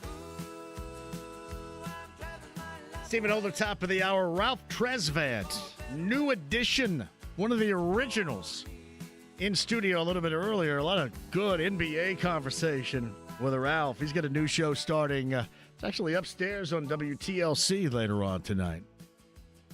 But if you know me, that is in the wheelhouse. Ralph in studio a little bit earlier. That podcast, 1075thefan.com. Also, you can see it on video as well as he was hanging out with us. And Pat Boyland, just a moment ago, of both the Pacers radio and the Fever coverage as well. It's going to be a busy week for both. Certainly the Pacers and the Knicks in the postseason. Game 5 coming up tomorrow night. Right here on the Fan. Get the Fever starting on the road at Connecticut. The debut of Caitlin Clark coming up tomorrow evening. And then Thursday, the home debut at Cambridge Fieldhouse of Caitlin Clark and the Fever. And then Friday, time to be determined, Game 6 of the Knicks and the Pacers at Cambridge Fieldhouse. But joining us now on the Andy Moore Automotive Group hotline, qualifying's coming up this weekend. Got some Fast Friday, got quals this weekend, the greatest spectacle in racing coming up a week from Sunday. And from AJ Foyt Racing, you know this name. He's become synonymous with names that you have go-to around here in the past couple of years. Stingray Rob, who joins us now. Stingray Rob, how are you? I'm doing well, and yourself? Do I just call you Sting or Ray or Rob or any of the three? Are you cool with all of it? Yeah, I mean, whatever works for you, but Stingray is my first name, so that's what I get most often. Yeah, nobody ever just goes short call. I guess Sting, there's already kind of a Sting out there. Yeah, there's only one Stingray right now. I'm assuming, is that true? There's only one, you're the only person anywhere with the name, the legal name Stingray? That's the only one I've heard of. I've heard of guys actually thinking about naming their kids coming up after me. So I don't know if it's after me or after the car or what, but, I mean, it's a good name. Worked out well for me. I'm glad. I could have been named like Chevy S10 Durango package or something like that. I'm glad that didn't happen for me too. But clearly, when you grew up, your parents were tremendous, or when you were born, your parents were tremendous car aficionados, correct? They were. They were not marine biologists, despite what many people think Idaho has around it. Idaho is not known for its aquatic life, but yeah. So I grew up around cool, old, fast cars, going to drag races, autocross events. I actually took my first steps at a Corvette Club meeting when I was a kid. So I was bound to be somewhere in motorsports, whether that was behind the windscreen or out turning wrenches. So what the hell kind of car seat goes in a vet? Did you have one? You know, I don't think I ever did. I used to ride around in the SCCA events in the passenger seat, just regular old, buckled up, ready to go, holding on for dear life. Oh, man, that's awesome. Stingray Rob is with us of AJ Foyt Racing, and I know this is the first year for you there. What's it feel like to be a part of that iconic name? Not just with IndyCar, but just the iconic name of AJ Foyt. It's so cool. I mean, it's one of those things you don't realize the impact that one person can have on a community until you're kind of living on the backside of it. And I get to see AJ's impact, not just on motorsports, but on this whole community here in Indianapolis. I mean, you walk around anywhere in town and everyone's like, oh, yeah, I was a big fan of AJ growing up and got to watch him win his third and his fourth or whatever else it may be. And it's just really cool to see kind of the legacy that one can leave behind, but also just to be a part of it now and kind of be a part of the growth season that they're in. I think there's a lot of change going on behind the scenes that people don't get to see, but it's all for the better, and we still get to enjoy the history part of it, and having AJ at the track and with Larry running the team. It's a good program. How'd that go when you got that first call of interest? And I'm assuming it was probably Larry, but how did that go? Man, I don't even know how it all worked out, but my manager, he was actually the one that got into contact with him first. When I heard it was going to be an opportunity, I was like, yeah, let's do it, because it was either change my name to Civic or something if I was going to stay in Honda, or make the move over to Chevy and keep the name I currently have. So we had to do something. I mentioned a little bit earlier you could have gone a year ago, because a year ago you were at Darrell Coyne, correct? And you were in a Honda. Had a Honda engine, correct. right? So you could have gone with Prelude Rob. Could have. That would have been a choice. Yeah, it's amazing. It is amazing how that works out. So they get you the call. I'll tell you what, we'll double back to a year ago. I know different engine manufacturer, different team, but how did it feel a year ago just getting your feet wet when it comes to the Indy 500? You've been in supporting series, there's no doubt, for IndyCar, but what did it feel like a year ago to finally get your feet wet around here in the month of May? Man, this place is intimidating when you do it for the first time. Tell you what, doing over 220 miles an hour is not for the faint of heart, but they kind of do it nicely. They treat you like the frog in boiling water and slowly turn the temp on you so that you don't jump out of the pot there. But it's good. I mean, it's a really cool place to be a part of. And, as a rookie last year, I didn't really know what I was getting myself into. And the only way to learn is to get into it. So it was a crazy month. There was a lot of lessons learned, and I'm looking forward to this year. I think we're going to have a good package, and, with my expectations being based off of what I know now from last season and also what the team's capable of doing, I think it's going to be good. Here's Stingray Rob, who joins us from AJ Foyt Racing. He's on the Andy Moore Automotive Group hotline. Qualifying coming up this weekend. Greatest spectacle. A week from Sunday with your 3-station coverage going on here with the Fan and WIBC. Should be an absolute blast coming up on race day Sunday with me and Tony Katz. I'm curious, you guys, when you race, you drive that fast, you do this for a living. You simply put, you have nerves that just aren't like everybody else. But I'm curious, a year ago, when you were ready to start the race and when you fired off and the grid started around the track and you were trailing the pace car, what did that feel like? What were your nerves like then? Oh, man, it was unbelievable. It's one of those things, though, I will say ignorance is bliss. So I'll probably be a bit more nervous this year knowing what I know now compared to last year. But it was such a cool experience because you can actually hear the fans on those parade laps before the race starts. So this is a unique event just because there's 300,000 live and attendance fans that show up on race day, and you feel like you're in the greatest spectacle of racing because you are. I mean, it really is, and it's such a cool event. When the pace car pulls off and you guys fire it up, and I've always heard this from other drivers as well, I don't want to get your perspective. So when you qualify, there may be a couple of people in the stands watching that going into turn number one, and you look like you have, certainly without other cars on the track with you, all this space. What does it feel like going into turn one at that moment when I can't imagine how absolutely tight all of that seems going into turn one like that for the first time? Oh, yeah. No, it gets tight. It actually feels tighter on race day, which is interesting because we're actually doing slower speeds than we do during qualifying. But I think what it is more than anything is that because the stadium fills up so much, that stand feels so much closer to the track, so it makes the turn one look narrower. So even though you're doing 10, 20 mile an hour less into turn one, it feels like the track is 10 feet narrower than it would be on qualifying day. Stingray Rob is with us. What'd you learn from a year ago? What'd you pick up with a year under your belt and some maturation going into beginning qualifying coming up this weekend? Yeah, I think I was a bit ambitious last year at different times and was not willing to be patient. And so, I mean, this is a long 2 weeks that we have coming up here at the Indianapolis Motor Speedway because it's not just about qualifying day and it's not just about the race day. It's all the preparation that's going on behind the scenes. So I learned that I need to be more intentional preparing and also just understanding what I need from the car in order to go fast. I think people underestimate what you have to understand from an engineering perspective as a driver to be able to relate that to what engineers can give you. And so there's a lot that I learned technically last year on the track side. And then on the track, I mean, the racing is just a different world. When you're doing that kind of speed, the closing rates are more, the draft is bigger, and it's just a bigger, higher risk event with 32 other cars out there. It's crazy, but it's something that is unbelievable to experience. He is Stingray Rob with us, too. You're a hammered down guy. You're all hammered down guys. Everybody that participates a hammered down driver. Tell me how you develop patience. Does patience just come with repetition and experience? Is that truly the only way?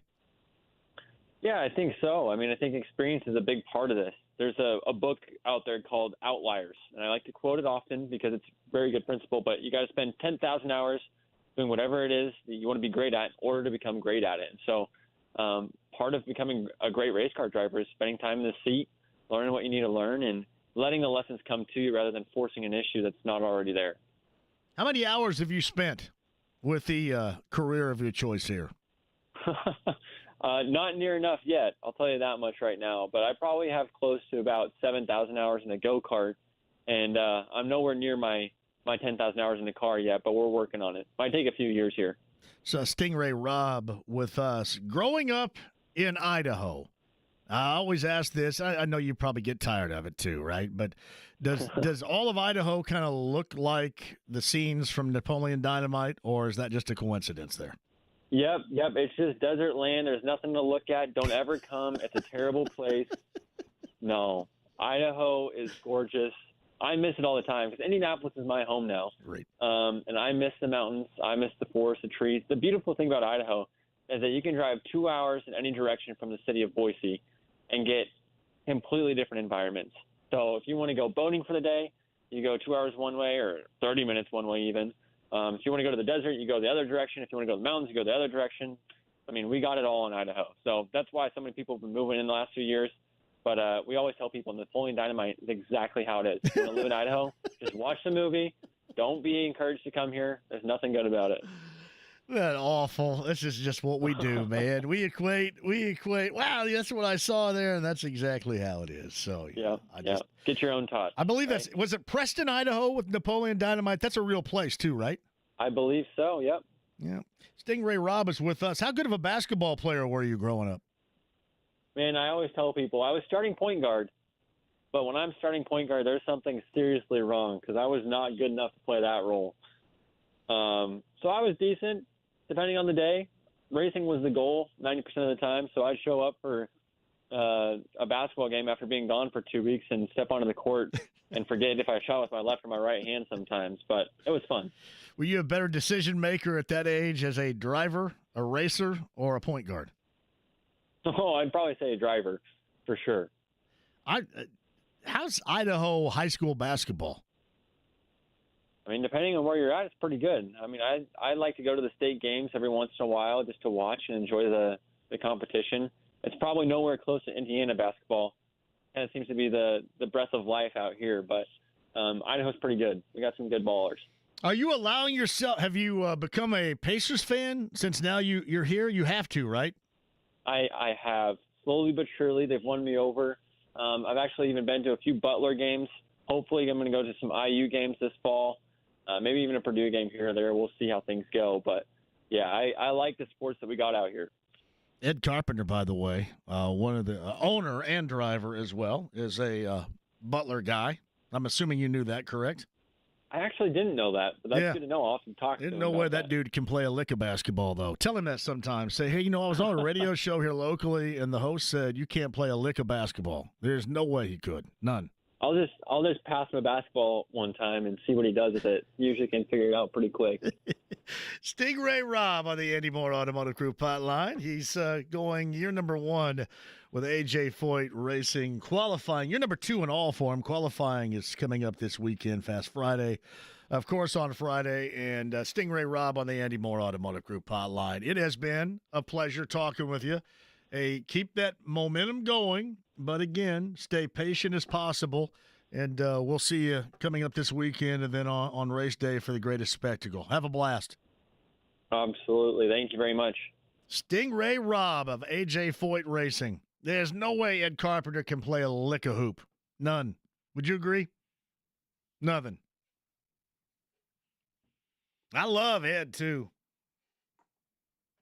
Ed, by the way, I think it was even last year, the year before last, said, hey, man, you pick me every year to win because I know you want me to, but it always fails for me. It never helps me out. So can you pick somebody else, please? We'll get Ed on coming up later on this week. Basketball, high school-wise, in Idaho. Look up basketball players really quick James from Idaho. I know we got to run here. Idaho basketball players. I'm trying to think of who might be the greatest basketball player of all time from Idaho. I know some end up, especially the older generational guys, end up around Idaho and Montana, big sky country like that. Anybody? Traven Allen, Liddell Anderson, Charles B. Black. I'm just reading off of Wikipedia right here. Oh, Wikipedia, huh? Yeah. Blake Buchanan, it says. Now, what's interesting, though, and I don't think anybody, I have to look. Maybe somebody has been there from Idaho before, and I just can't remember. But Gonzaga and Spokane is a stone's throw from what they tell me from the state line. I believe to get to Spokane, you fly into Coeur d'Alene, or whatever the hell that's called in Idaho. James is going, whatever. Pantera. Cordale what? Quick one, we'll come back. Stephen Holt at the top of the hour. Me and you, Pacers Game 5 coming up. I have described it as pivotal, and it is. I picked the Pacers in 7, but the better feel would be to take advantage of a team, hopefully, that has run a little bit out of gas. Hopefully. And take advantage of that beginning tomorrow night in Game 5. We'll come back with your thoughts and more. AAA Membership Lounge via YouTube Live at 93.5 and 107.5 The Fan. Come on, Indy. Don't use the spring to paint.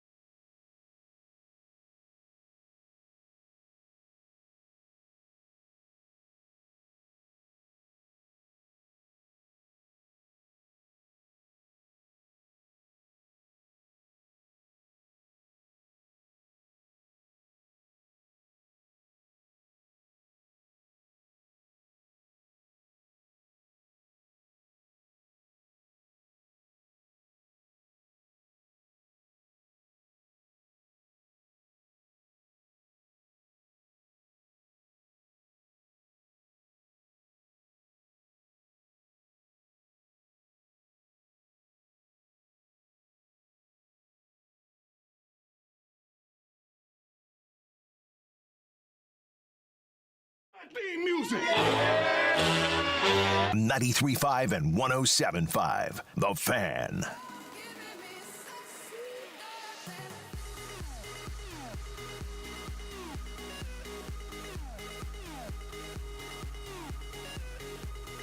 Pacers are in front 10-4. New York has hit just 2 of its first 11 shots. Now a pick-and-roll pass from Brunson, intended for Hartenstein, intercepted by McConnell, up the floor for a right-hand Halliburton slam. Yeah, great anticipation there on the pocket passes. McConnell comes up with the steal. Halliburton finishes on the other end.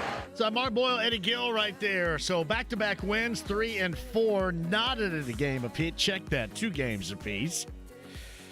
Game 5 is coming up tomorrow night right here on The Fan. That's the Pacers and the Knicks. I mean, yesterday was a feel good. I love the way the Pacers handled that, though, afterwards, saying, hey, all we did was exactly what they did. That's all we did. All we did was exactly what they did. It's win at home. Have that attitude. But again, and the last 2, and especially in that tight window on Friday night, that game they won in Game 3. What you witnessed was a team that was able to match what we have talked about, the overall effort, which you have to get from the Knicks if the Knicks want to be able to win at that level. The Pacers matched that on Friday. Then got it done late, obviously. Yesterday, the Knicks were just out of gas. And the Pacers put the smackdown on them. Game 5 tomorrow night. Plenty of conversation on that. AAA Membership Lounge via YouTube Live. Busy show so far today. Quick break. We'll come back. Jerome and company on hold. We'll have plenty of time for your thoughts on the series and where it presently is coming up in the 5 o'clock hour. Don't go anywhere. 93.5, 107.5 The Fan. Introducing now.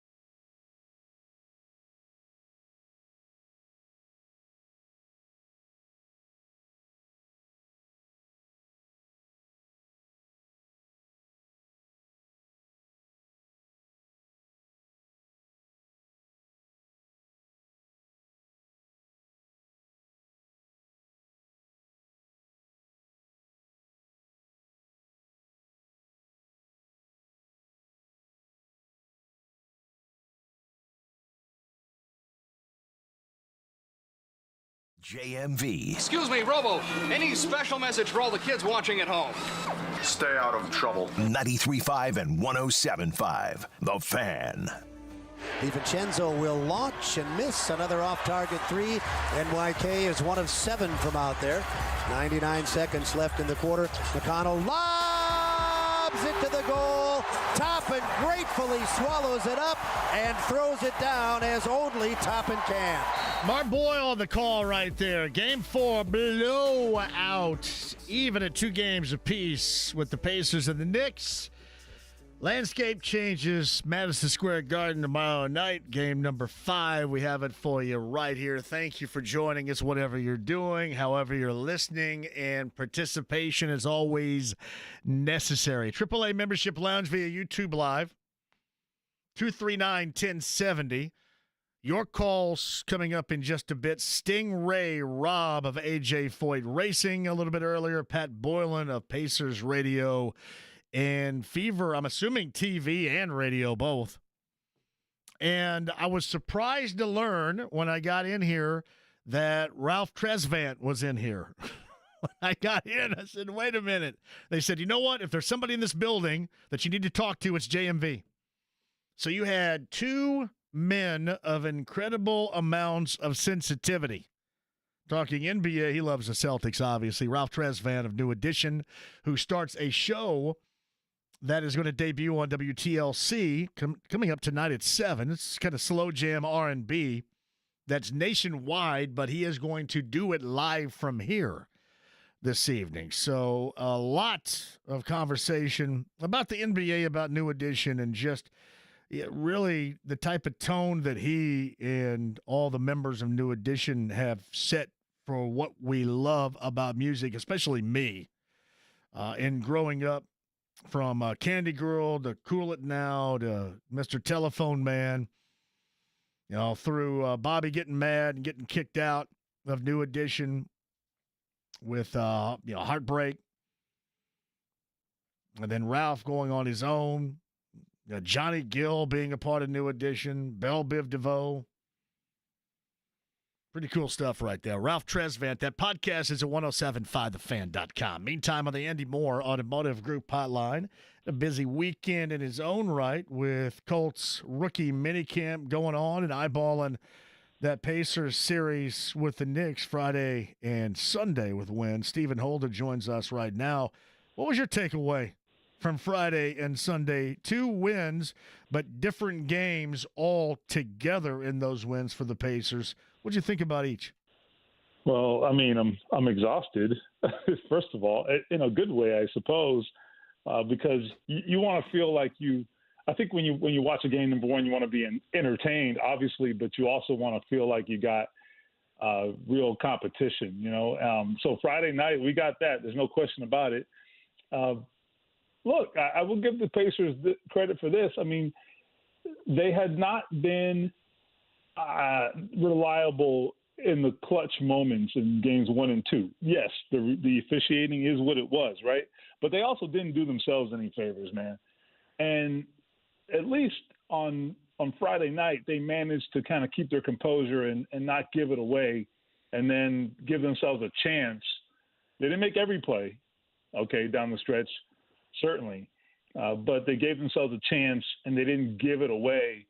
And gave themselves a chance, hit that damn near miracle shot. But that was good to see in that game. And then I think the takeaway from Sunday, I tweeted about this yesterday. I'll repeat it now. The defense was great, but it's not just that. It's the intensity with which they played. I just kind of felt like this team at times was so disinterested in playing defense this year to the point where it was kind of like, okay, do you guys want this or not? Because it's going to take a high level of defensive effort to get somewhere in the postseason. And there were times this year where I was kind of like, all right, you guys maybe don't have it in you to do this on a regular basis. They did it for basically 48 minutes on Sunday. And I don't know if we've seen that from them, so as much as we can talk about the shooting and shot making and the scoring, which was great, phenomenal, The thing that's going to get them to close this thing out is playing the way they did defensively. And even though the Knicks are undermanned, I get that.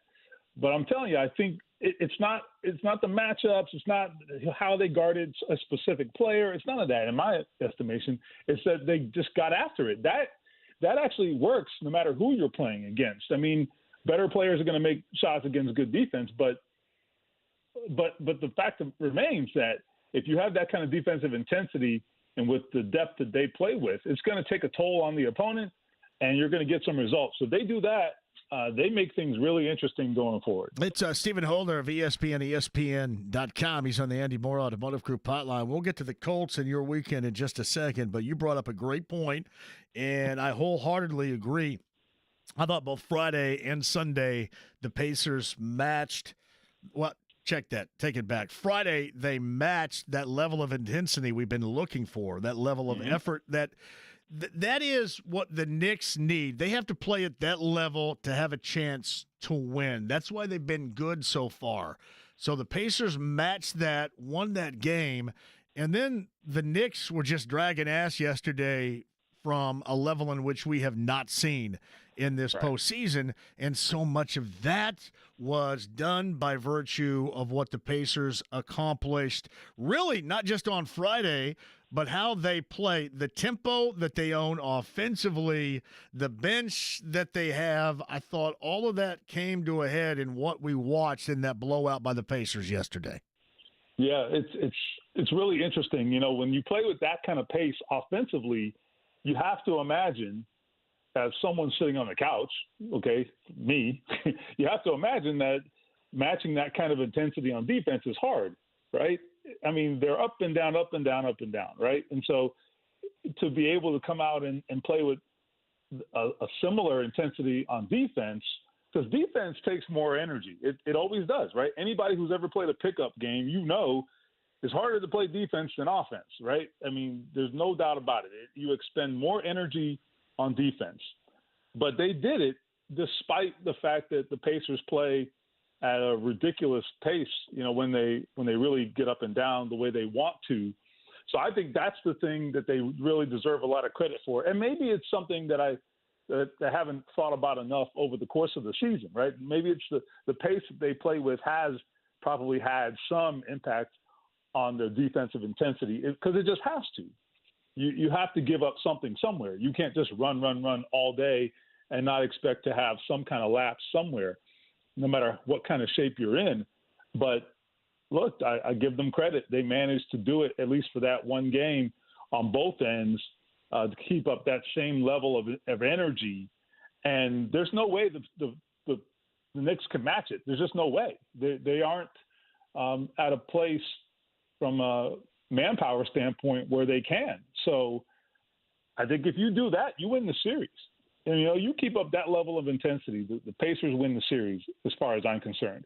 You know, and that goes no matter what happens with their shooting, even if the shooting falls off a little bit, I still think that, because that's what's going to carry them. And that would be the most decisive difference, because the Knicks, as I said, they cannot match that particular aspect. And that's the thing that can carry them through.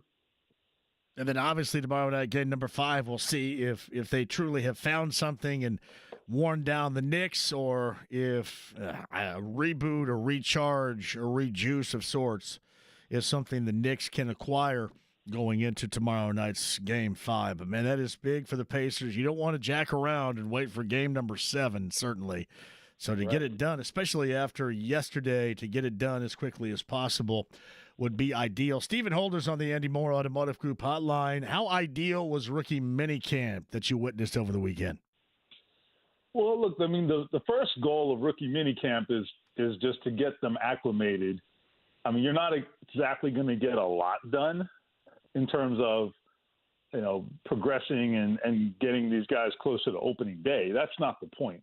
The point really is, let's just get a very basic evaluation of what we have. You also get a closer look at those undrafted free agents. You look at the tryout guys. I don't think they signed anybody, if I'm not mistaken, from the tryout candidates. But to keep those guys in the Rolodex, so to speak, so that when injuries inevitably hit, whether it be later in the off season or in training camp.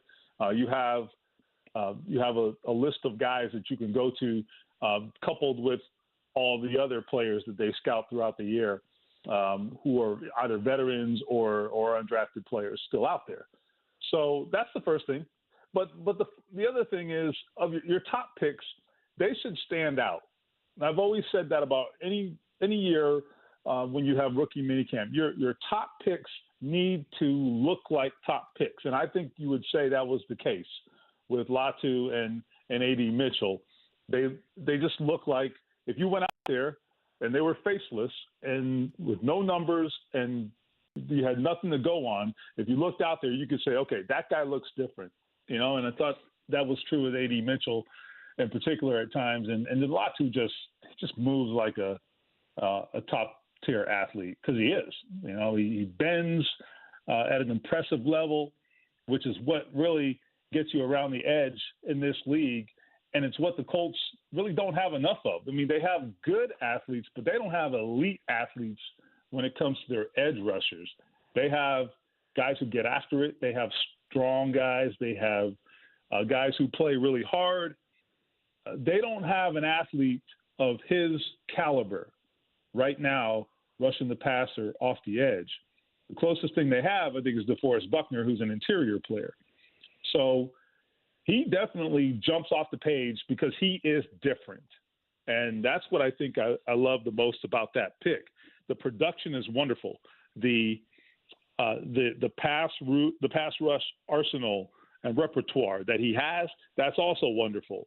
But I think sometimes, man, when it just boils down to it, it's like basketball. We just talked about. Sometimes when it's one-on-one and it's an isolation situation out there on the edge, you and that tackle, who's the better athlete sometimes determines it. And he might be, in many cases, the better athlete. So I'm interested to see how it carries over moving forward. And then A.D. Mitchell, as I said, we've heard about his explosiveness. You can see it. He's not necessarily the biggest guy, but he's 205, and he carries it well. Like, he's got this strong lower body that you can see. He's an impressive athlete, man. And, it's good to get eyes on these guys, because you get a different sense of them when you see them in person. And he was really impressive just physically, I thought. So Stephen Holder's with us. Is there a comparison? Does Mitchell have much more of a chip on his shoulder, for example, even than Michael Pittman Jr. when he was drafted and brought in? Or are the chips comparable, in your opinion, from the two wide receivers? Right. Yeah, probably. I think, Pittman, Pittman, I think, is a little bit of a different situation, just because, he's a second-generation player. He's kind of been wired that way for a long time. He's grown up in the game.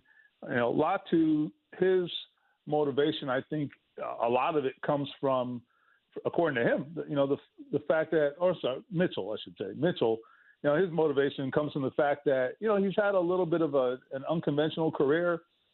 He had that one big season, and it was kind of hard to pin down how people assessed him. But there's no doubt about it. Like, he's pissed, man. He's pissed, but he's using it in the right way, and he's channeling the fact that he wasn't picked till number 52, I forget. But anyway, listen, that's never a bad thing. It's never a bad thing. And I do think that he got downgraded more than maybe I realized initially. I do think he got downgraded by teams because he had the 1 year of big production. He was injured his second year, I believe only played 4 or 5 games, not a lot of production. His freshman year, he was a freshman, right? So he only played a bit. And so really his junior year last season was his one season with big production. But it was 11 touchdowns, almost 900 yards, so not a 1,000-yard season, but, they had a lot of targets at Texas. So I don't think that necessarily, is suggestive of a guy who didn't have a lot of production. I thought he was very productive, and to have 11 touchdowns with fewer than 900 yards, that says to me that when they get in scoring position, you're a guy that they go to, and the guy that they trust down in the red zone or when they need points. So I thought it's a great pick. I'm interested to see where this goes. And I think his upside is tremendous, Mitchell, at least. Yeah. Who do you think would show signs? Would he show signs as quickly as we saw, for example, as Josh Downs did a year ago, or will it take a little bit more time? Well, good question. I think it will take more time, and here's why. Because he may not have the same opportunity that Josh Downs had, because he's coming in to a situation where they have other options now. So Pittman is obviously firmly established, but now Downs is in the role that he's in. He's going to be out there. He's that slot receiver. That's his job. That's not changing. Then you've got, Alec Pierce is still there. I know we make, people ask a lot of questions about Alec Pierce, but he's at least he knows the offense. He's played a lot, right? He's going to have an edge over A.D. Mitchell just by virtue of those things. And he is a better fit for Anthony Richardson. So he's still in the mix. And then they really do like, some of their other options as well, right? So I think it's going to take a little time because he's not going to be in position to have the same immediate impact as Josh Downs had last season. So I should have mentioned Ashton Doolin is who I neglected to mention. A veteran who has played in big games. Whether you think much of them or not is not the point. I'm just saying these guys know the offense. They've been there, done it. Like, they're going to get opportunities as much or more initially than A.D. Mitchell. But the one thing I will say about Shane Steichen is that if you earn it, you will play. He doesn't care. And that's the way it should be. So the cream will rise to the top. And if it's A.D. Mitchell, if he deserves to be in that top three, he will be. So Stephen Holder's on the Andy Moore Automotive Group hotline. Discussion of really revolving around the weekend and rookie minicamp.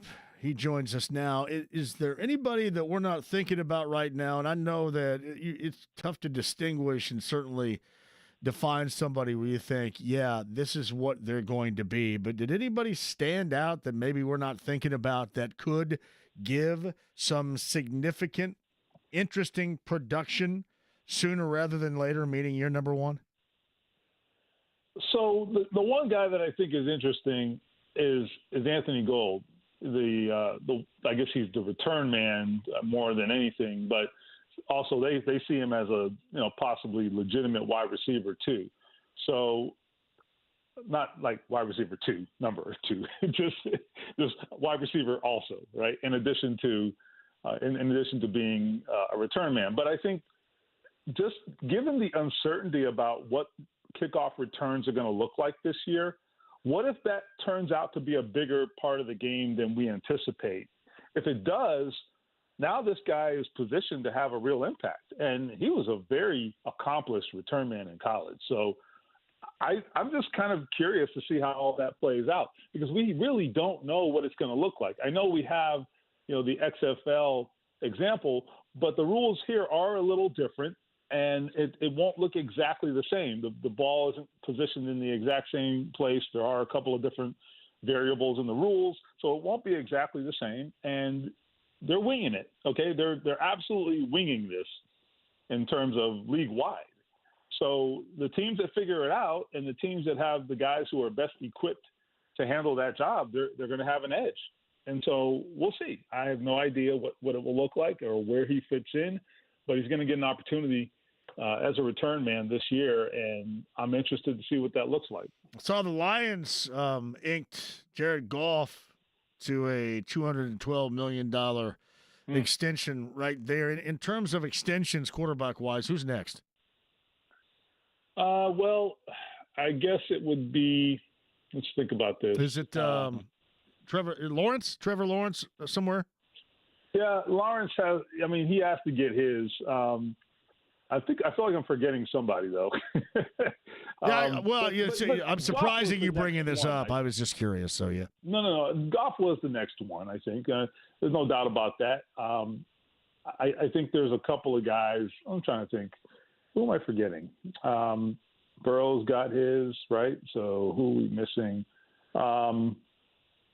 I should know this. It's a Monday, man. Bear with me. No, that's all good.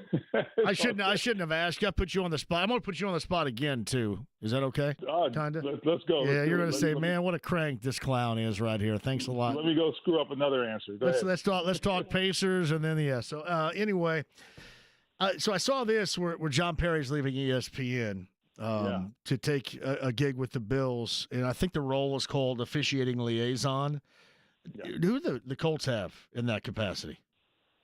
I don't know that they have a specific person doing that. It's not a job I've heard much about, frankly, around the NFL. It's kind of, I think, at least as far as I know, it seems like it's kind of a new role that's just kind of come about. So I'm interested to see how this goes. I bet that they won't be the last team to do it, right? I mean, it's a copycat league. Now, what you do have is teams have game management coaches. So the Colts have one of those for sure, and that's the person who's talking about talking to Shane Steichen during a game about things like challenges or situations. What are the percentages from analytically, right? What are the percentages if we do this or that? Those kinds of things. That's what your game management coach handles, and they tend to absorb the role of like being the point person on replay, because it's not just looking at the replay and saying, okay, I think the ball hit the ground or it didn't hit the ground. It's more than that, right? It's also knowing, okay, what are the odds of success here if we challenge? How do they tend to legislate these kinds of plays, those sorts of things. And so I've talked to John Perry about that stuff in the past. I mean, he can recite that stuff chapter and verse because that was literally his job at ESPN is to know how the officials deal with every situation and how the rules apply to those situations, and to know it at a split second so that when Joe Buck has a situation in the booth and he says, hey, we're confused, John, help us out, right? They go to John and he's got his headset on. He immediately can give you context about that situation. Well, that's the kind of split second understanding of the rules it takes when you're trying to decide, should we challenge? Do we need to yell at the referee here because he's wrong? Or, did they make a mistake? Or those kinds of things. So I think it's a great idea, honestly, a great idea by the Bills. And I'm interested to see whether other teams follow. There may be some consulting going on that I'm not aware of, but I could be wrong, but I don't know of other teams that actually have a former official on the payroll doing this. I think it's a great idea, though. Yeah, officiating liaison, we've got to change up that title, though. Surely that's not the title. That's just a description given because maybe there's no other position or there's no title been referenced yet, maybe? I guess, right? Because what else do we call them? We haven't come up with a name yet. I'm interested to see what it actually looks like, once we know more. I don't know all the details. I don't know if he's going to, is he going to be in the booth during games and actually working live, or is this something where the work that he does is more before a game, right, through the week, brush up on who the officiating crew is and what you should look for. Yeah. All those kinds of things. They do that. They scout the officials. They absolutely scout the officials. They know coming into a game, when I say they, I mean just teams generally. Teams know, what kind of crew they're getting. Okay, they're heavy on the holding calls, or they don't call this and they do call that. They tend to call this versus that. Those kinds of things. More penalties versus fewer penalties. They do a lot of scouting during the week of the game leading up to Sunday so that they know those things and then can also impart them to their players. So I have to imagine John Perry will have some role in that regard at minimum And then the question then becomes, what does he do, if anything, on game day? So, again, I think it's a good idea. Interested to learn more. Always seemed like John Perry agreed with every single call made on the field, however. No. Well, I mean, they're his friends, right? So it's like it'd be like me. It'd be like you being asked to talk about, the morning show. Oh well, no, come on now. No. I'm saying like you're not going to say anything horrible about them, right? Those are your guys, right? Oh, I talk about Andy Sweeney's beard all the time. Go, my God, what are we doing? Well, that's fair game. That's fair game. So I get it, right? It's basically. America has pitchforks for the guys that he used to work with, and he has to be the guy to be like, well, you know what? Maybe they're not so bad. So, yeah, that's a tough spot. All right. Well, thanks for answering questions you had no idea I was going to ask and putting you on the spot today, man. I appreciate that. That's good stuff. I'm glad that came up. I actually just brushed up on that because I had just finished reading about the John Perry situation, so I was up to speed on that one. By the way, Dak Prescott's another one. That's the one I was thinking about in terms of quarterback contracts. Dak Prescott, say what you want about him as a player. I think he's fine. But say what you want about him as a player. That man, he knows how to make money because he is going to kill it in this next contract. Whether the Cowboys want to pay it or not, he has them right where he wants them, buddy. Okay? And he is going to make an astronomical amount of money here coming up. He would be in a similar category of Kirk Cousins. You just continue to print the money. And Kirk Cousins, it's like, what? But you can, and even, they even draft somebody in Michael Penix Jr. and he continues to print money. It's an amazing world. It is. What a country. I love it. Only in America, man. Listen, Dak Prescott, you could say he's a winner or not a winner, whatever, right? But let me assure you, he's winning. Okay. Yes. Let me be clear. He is winning. My friend, I appreciate that as always. We'll chat again next week. All right, man. We'll see where this series goes. Looking forward to it. Yes, sir. Stephen Holder of ESPN on the Andy Moore Automotive Group hotline. So more than 80 Red Lobster locations, including one in Indy, listed as temporarily closed. James, when was the last time you went to Red Lobster? Probably about 3 years ago. 3 years ago. It's been longer for me. I always, for some reason, I love the one in Bloomington out by the College Mall. But Red Lobster did, I'm assuming they invented this, right? As far as, it's not a side piece, that's something different. A side or an appetizer, their Cheddar Bay biscuits. Oh, yeah. Would you call that an appetizer or a side? Not a side piece. That's something different altogether. To me, the biscuit's just kind of like, it just comes with the meal. It's not even an Is appetizer. It a side? It's just something. It's got to be an appetizer, though, right? It's Maybe. an appetizer. Is the Cheddar Bay biscuit one of the greatest appetizers of all time? Probably. Since we're losing Red Lobster, it's the greatest of all time. Yeah, transition. Now it's on your shelf. You can buy it and make it at home. Oh yeah. And it doesn't taste like it does there. Truth be told, I think that was the only time I've ever been to Red Lobster. It was 3 years ago. So, but they do have good biscuits. The Cheddar Bay biscuit, is it one of the greatest appetizers of all time? I think a lot of people would agree. Yes. With the Red Lobster location. I don't know which one around here. I think there were only two, right? Thompson Road, south side, and then Shadeland Avenue on the east side. I could be wrong about that as well. All right, quick break. We'll come back with your calls on the other side. If you're on hold, we'll get to that inside the AAA Membership Lounge via YouTube Live at 93.5 and 107.5 The Fan.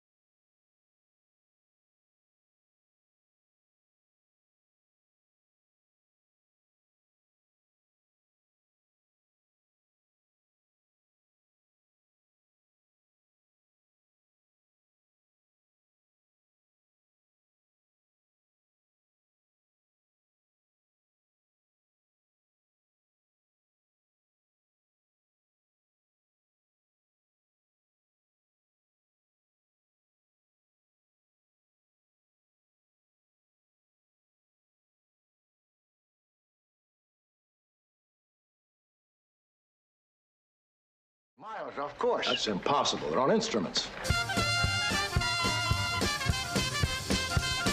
This is going to be a real sweat. 93.5 and 107.5. The Fan. Halliburton has it with 9 to shoot, way out on the left edge. Siakam sets a screen, but he wasn't looking for the return pass. That allowed Hart to steal the ball and take it in, but Turner somehow got there and recycled the shot. Nembhard with it, driving the lane at the goal, and he lays it in. His first scoring of the game. Indiana leads by 2, a minute 55 to go. Mark Boyle right there. A hell of a final 2 minutes on Friday night for Andrew Nembhard.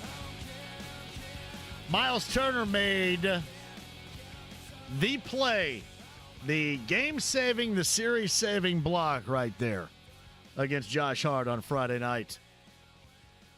You cannot put it any other way. It was a game and series saver for Miles on Friday night defensively. 2 games apiece, game 5 between the Pacers and the Knicks tomorrow night. Madison Square Garden, got you covered right here. We'll lead into that with a lot of conversation for you tomorrow. Meantime, Carb Day, Miller Lite, Carb Day, 24th. That's a week from Friday. You know how we party out there. I've heard, too, that I mentioned Swebo a little bit earlier because Stephen Holder brought up Swebo. Evidently, Swebo is going to be out there and believes he's going to be able to drink as much as me. Did he say that? Or did somebody just tell me that and mishear it? Did you not hear it accurately? Because there's no way that's happening. You've seen me out there before. My best work is done with a crowd and a lot of liquor. Miller Lite Carb Day, week from Friday. Headliner George Thorogood and the Destroyers. Gin Blossom's a part of it. Kid Quill, too. It's going to be a blast. Can't wait to see you all out there. And I know that it's tied at 2 games apiece, and there's still a long way to go. But have you allowed yourself just for a moment to imagine what it's going to be like around here if the Pacers move on to the Eastern Conference Finals? And let's just say, for example, it's Boston. Now, that's the way that it's going to look. And I don't want to hear anybody say, well, it's going to be a blowout. Can you imagine them getting there and the enjoyment we're going to have around here with everything going on? Do you allow yourself for a second? IMS.com for your Miller Lite Carb Day tickets ASAP. Do it. Hey, JMV, aren't the Cheddar Bay biscuits free?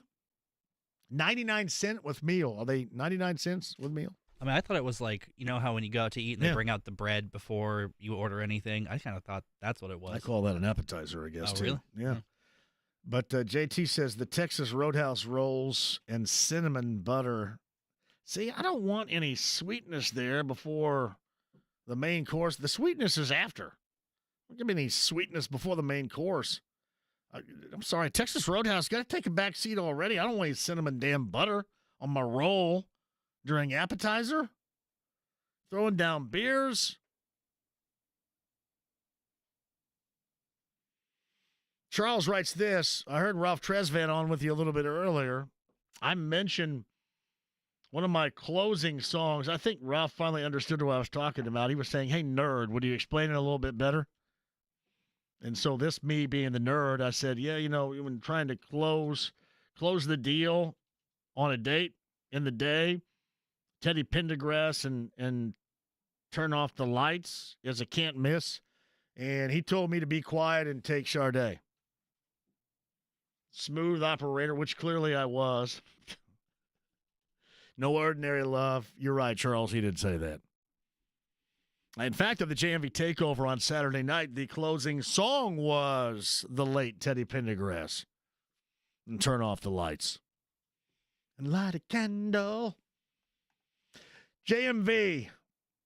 What about Texas Roadhouse rolls? You like that in cinnamon? How do you guys do the sweet before the main course?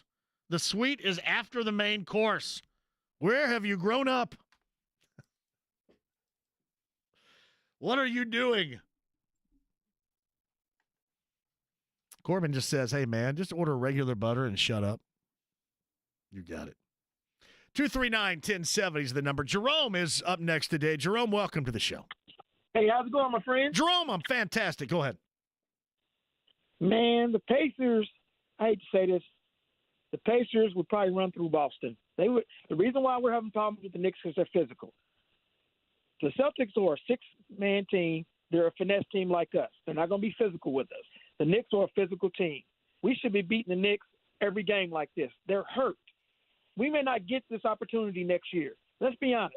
We may not have beaten Milwaukee with a healthy Giannis.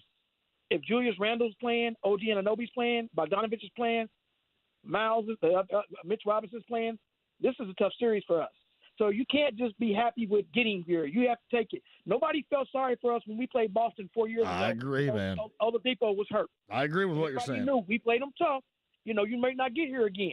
I think in the offseason, after this series is over with, we like Siakam, but you're going to need one more dude, for real. You're going to need one more dude that can, on the wing. If you guys think that the media and the officiators are going to allow Nesmith, Nembhard, and McConnell to play poor little Herb Russell like that in New York, I hope y'all got to I know. I thought about the same damn thing, man. It's weird. It's like we were together and we weren't. I was thinking about the same stuff. Yes. At some point, Jalen Smith is going to have to play. The last time he played I wasn't thinking about that, but I was thinking about the other stuff. Yeah, because here's what's going to happen. They want to make it close. I mean, we can blow them out, but they're going to get physical. And my only problem with the team is DiVincenzo and Hart and those guys, they're targeting Halliburton. They know he's hurt. They're shoving him in the back. That's all fair and love and war. I don't understand why we're paying James Johnson $1 million. He can't come out there and give a Charles Oakley foul. He can't step on somebody's foot. I mean, it should be like the old days when Dale and Antonio played. There should be a no-dunk rule for Hardesty. Come on, man. Jerome, thank you for the call. I don't know if they're going to send James Johnson out there to whip somebody's ass. He could. But that's his legend. His legend is there is nobody in the NBA that could take him. As he said, who was he talking to? Was it Bobby Portis in round number 1 against the Bucks? When he said, I'll blank you up, I promise you. Now, that part's not going to happen. The whistle, and I mentioned this at the beginning of the show, Nesmith was so incredibly physical against Brunson yesterday, staying in front of him, and as they say in the moment on the broadcast, playing tight defense and being physical without fouling. I wonder how long that will remain without fouling against Brunson in New York tomorrow night. Jerome was right on top of that. I wouldn't happen to agree with Jalen Smith. Maybe he will be right about that, but I wouldn't think so. But he's also right about this. You got to take advantage of stuff when it's happening. All this further down the road stuff where you're thinking, well, they're not going to be good enough or as good as they should be for a year or two. Yeah, your ass. You win it when you can, and he's right about opportunities. Take advantage of them. We have been far too familiar with sports teams around here not stinking taking advantage of opportunities. So who cares about the Knicks being injured? Who cares about the Bucks being injured? Do your job. And who cares about 2 years down the road? 3 things right there. Line 2, give me Pineapple Nick at 239-1070. Hello, Nick. Hey, JMV, how you doing today, man? My man, you got the window down today. You got a lot of road noise going on there. Here. I'm sorry. I had the sunroof cracked. I just cut it off. Is that better? What are you driving? An 83 Sunbird today or what? You got the sunroof cracked open? No, the other day I bought a 24 Escape, actually. Oh, really? It kind of sounded to me like you were driving an 86 Grand Am. No? No. Okay. Nope, that was before my time. The oldest car I ever had was a 1930 Model A. What do you got, Pineapple Nick? So I like what the Pacers are doing, man. I'm real happy with what they're at home. I like that, or what they've been doing at home. Now my thing is, I felt like when we were away, Halliburton didn't necessarily have that killer instinct, and I think he's found it at home. But my concern is, can he take that with him, with how physically he's been beaten up these past 2 games and everything? That's my concern. And is it on the coach, you think, to pull that out of him, or? What are your thoughts? Yeah, and Pineapple Nick, thank you for the call. You call anytime. Yeah, 86 Grand Am, man. Everybody was getting a Pontiac Grand Am back in the mid-'80s. Now, mostly I think it was chicks, but yeah, everybody was. I'll tell you what, I'll answer that coming up on the other side.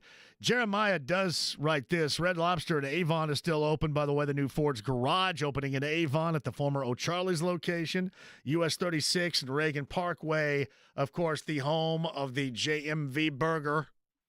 That's Ford's Garage. Quick one, we'll come back. Final time if you're on hold. I will try my damnedest to get to you in what has been a busy show today. And an outstanding listen beginning at 3 tomorrow, so make sure you stay right here. AAA Membership Lounge via YouTube Live, the stream, the app, HD Radio, and 93.5 and 107.5 The Fan. A quick question for dads.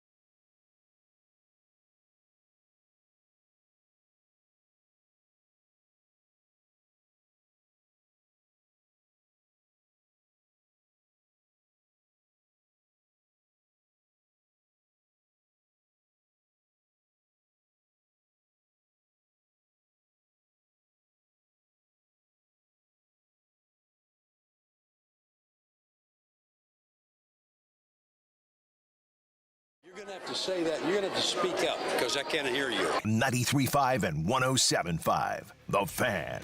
Siakam gets it left edge. Neesmith to the corner. Halliburton wide open, and he puts one home in front of the NYK bench. He had all day. Jalen Brunson was tied up on the other end with cameramen and never got back on the other end of the floor. That is the 6th three for Halliburton. Mark Boyle and Eddie Gill for the Pacers Radio Network right there. Tyrese Halliburton, big games back-to-back. Pineapple Nick had asked regarding the toughness and the taking over of games for Halliburton on the road. Is he going to be able to do it? For lack of a better description, as he put it, will he be able to do it? And I just think it is essential for the best player on your team, the guy on your team, to do that. And certainly there were moments where we are highly critical in that first game, without question, and then in the second half of game 2. But it has to occur. So if you're asking me, do I expect it? It's more of a hope, but we have to see that type of Halliburton coming up tomorrow. Have to see it. We'll discuss that coming up on tomorrow's show.